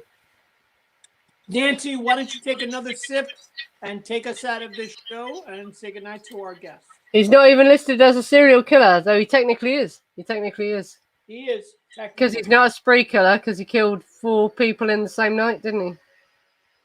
So, Nancy, what did we cover tonight? What did we learn tonight? No, sorry. No, I misspoke. Right? He's a serial killer because he killed 4 people one night, and then he went out the next night and killed 2 people. Yes. So a spree killer would kill everyone in one go. And then there would be there's no cooling off period between the murders, basically. And technically Tex is a serial killer because he did one spree one night and then he did another spree the next night. So there was a cooling off period between the two. That's what differentiates a spree killer from a serial killer. But this is an interesting point. Is he a spree killer or a serial killer? But technically, he's a serial killer because he went home and he went to sleep and then he got up the next day and he went out and did the next lot. So he is a serial killer. Good point. Yeah, that's it. Yeah. All right. So, Nancy, what did we learn tonight? And let's close out tonight. And I need you to sum everything up and say goodbye to our... Now, Sam, of course, has one more thing. Tapes will never be released, sadly. Or they will cut parts out and release them. Release them. I don't agree with that whatsoever. No, I think they will. Because you got to remember, Sam, right? Of course. They want us to be looking into something that happened 50 years ago. Exactly. Rather than what's happening right now. So they're going to throw us information. They've already given us Texas psychiatric report. In America, you call it the psychiatry report. I keep saying psychiatric report. In England, it's the psychiatric report. But you call it a psychiatry report in America. Right? They've already given us Texas psychiatry report. And no one else's. There's no psychiatry report for anyone else. But they're dropping all this information now. And it's all just to titillate us, so we'll sit and look at this case instead of what they're currently doing now. So I think that what we're waiting for is, and I don't want to wish anyone dead, but when Tex dies, I think that we will fucking finally hear what was on those tapes. Of course we will. Because they want us to know about shit that was happening 50 years ago, so we all look at it. It's like Marilyn Monroe, who really killed Marilyn Monroe, who really shot JFK. It comes out 50 years later, and this is what's happening with the Charles Manson case now. Exactly. 200-300 years from now, this is going to be boring information. So I agree. They're waiting until everyone that could be embarrassed by it or whose life could be affected by it is dead, basically. Exactly. And so Texas lawyers now are saying, no, don't release it now because he'll end up back on death row. Let's keep him in the prison. That's a lawyer's job. A lawyer's job is to not get the guy retried. Right. So if the tapes came out now, then he'd get retried, wouldn't he? Yes. Yeah, so that's it. So that his lawyers are doing their job. They're saying, no, we cannot release these tapes. Okay, so what are we going to do now? Because we're going to look up all these points. I think you need to get together with Delinda Hayes. Shit, are you in our group, Delinda? Oh, yeah. Yeah, I'll add you. I'll find you. I'll look you up on Facebook as soon as we hang up and we'll start chatting. Because there's another lady who's interested in text, and she's also big on the CIA theory. I want to do a whole fucking stream about the CIA involvement in this case and everything. Let's get, the wackier fucking things. Yeah. But Lynn, I can never pin her down and get her to sit and talk to me and actually do a stream. Is that Amanda? No, Lynn's. I'm talking about Lynn's voice, because that's the other person that's text. I don't know what happened. Maybe she's still in love. I really don't know. But it's surprising that you just completely dropped out because she was working with you on the very show that we're on, and she's never been on. So find out, because you chicks are going to get to it better than me. Yeah, because it's in groups, in the other groups and in the chat, and in our group we talk about CIA involvement and the people trafficking thing, and the hog farm was another commune like Spahn Ranch, the one the Grateful Dead were involved in, run by what's he called, Wavy Gravy, and the hog farm. And Diane and there's girls that were at Spahn Ranch who were at the hog farm before Spahn Ranch. And the hog farm is the one that's got all the CIA conspiracy theories attached to it. And that there was MK Ultra programming going on at the hog farm. And me and Lynn have discussed this in other chats. And I really want to get Lynn's done. Yeah. I know. You got. Oh, what? Who's Text? Really? They've been trying to kill him in the past 3 years. Holy shit. In prison? Yeah. I would. They probably let him get exposed to COVID then, didn't they? Holy shit. He recently was moved for safety issues. Oh, is this because he's... Oh, God, I've got to write to him then. Shit. Let him speak to me before someone bumps him off. Shit, I will. I will, Delinda. Tell him he's going to get a letter off an English lady. I know his prisoner number. And all I've got to get is the address of the prison and his prisoner number. Okay, so Nancy, maybe we're going to have a short show in the middle of the week, and the next big show is going to be 2 weeks from now. When are you working? I'm off tomorrow night, and then I'm on again. And next weekend I'm working, so it's every other Saturday we do these things. Absolutely. It'll be Saturday after next. Sometimes there might be like a surprise midweek one. So I think I've got 3 days off in the middle of the week next week. Mm-hmm. So Nancy, why don't you close us out? Tell us what the schedule is, what we're doing. Yeah, we'll close this out. I'm going to start I'll talk to Delinda in private because this is getting interesting, and maybe we'll come up with a big tech stream in the middle of the week, or maybe plan it for the next Saturday. Absolutely, I've been waiting. I've always wanted to be able to actually address text personally and say, no, get an actual response from him, and I would like to write. Exactly. He knows too much. Text knows too much. He knows too much, man. Yeah. And Sam Smith website, his new address. Yeah. Sam, he knows his prison number and the address of the prison he's in. Sam, please join our group. There are a couple of people who are not on the YouTube shows that we do because it's too late for them or something like that. So say that you know Russell or Nancy, and we'll remember you, and we'll join you on the group, and you can be a part of it as well. Right now, Nancy and Delinda are going to get together and start working on the tech show because it is important. We have all the reports. Me and Nancy have discovered contradictory testimony, and it's all good. It's as good as it gets right now. Oh, there's loads. He was clearly told exactly what to say, just so it backed up what was said at the Charles Manson trial and all that sort of thing. You look at what he was saying as the psychiatrists were interviewing him, and then what actually comes out of the trial. It's all very different. It's all very different. Yeah. I discovered that the night that you were showing us your tattoo. Do you want to show us your tattoo tonight, or we're going to do it another? Oh, it's awkward. It's awkward. Okay. And please keep your hair in the back. Why do you always put it in the front? Why do you do that? Do you Can you like see that? it? I think this neckline is. Oh God, we're getting a view here. This neckline is short enough, isn't it? Yeah, but it's behind your head. Can you see what it says? Need to get closer. I can see the writing, but I don't know what it says. It's a Deep Purple reference. Okay, give me just say the Deep Purple. I know Deep Purple. What's The song is called Strange Kind of Woman, and it's a true story about a groupie they had called Nancy, who slept with all of them, married the drummer, and then died. Strange kind of woman. Once was a woman, a strange kind of woman. We can't guess history. Her name was Nancy. Her face was nothing fancy. Fancy. I think I knew that. I sang that That's song. trying to happiness and misery. Yeah. They had a rebirth in the 80s. So that's good. Yeah. All right. So I've got to tune out before I pass out because I'm hoping to get undressed before I go to bed. Linda, as soon as we get off, I'm going to add you on Facebook and we'll chat privately. Absolutely. It's really interesting. Absolutely. Get it right This now. stream has gone on for so long. Honestly, we're dragging it out way too much. We got to go. Yeah, I'm dragging it out. Yeah. 3 minutes and 48, 3 hours and 48 minutes. That's great. We had. God, yeah, we dragged on way too long. I was trying to keep them down to an hour and then a second hour that we could cut. But I'm going to leave this up because we said so much. No one is going to sit and watch 4 hours on playback, are they? But who knows? Who knows? I'll leave it up anyway. So I don't think anything really needs to be cut. We didn't say anything really. We didn't go that off subject, did we? Okay, so Nancy, say goodnight to everybody. We got to say goodnight. Yes, good night, everyone. Thank you, everyone who stayed till the end. And everyone who's watched. Excellent. Yeah. All right, good night, everybody. You're on the broadcast. Good night, everyone. And I'll add you to Linda. I'll send you a friend request now. Cool. Okay. See you later, mate. Good night. Bye-bye.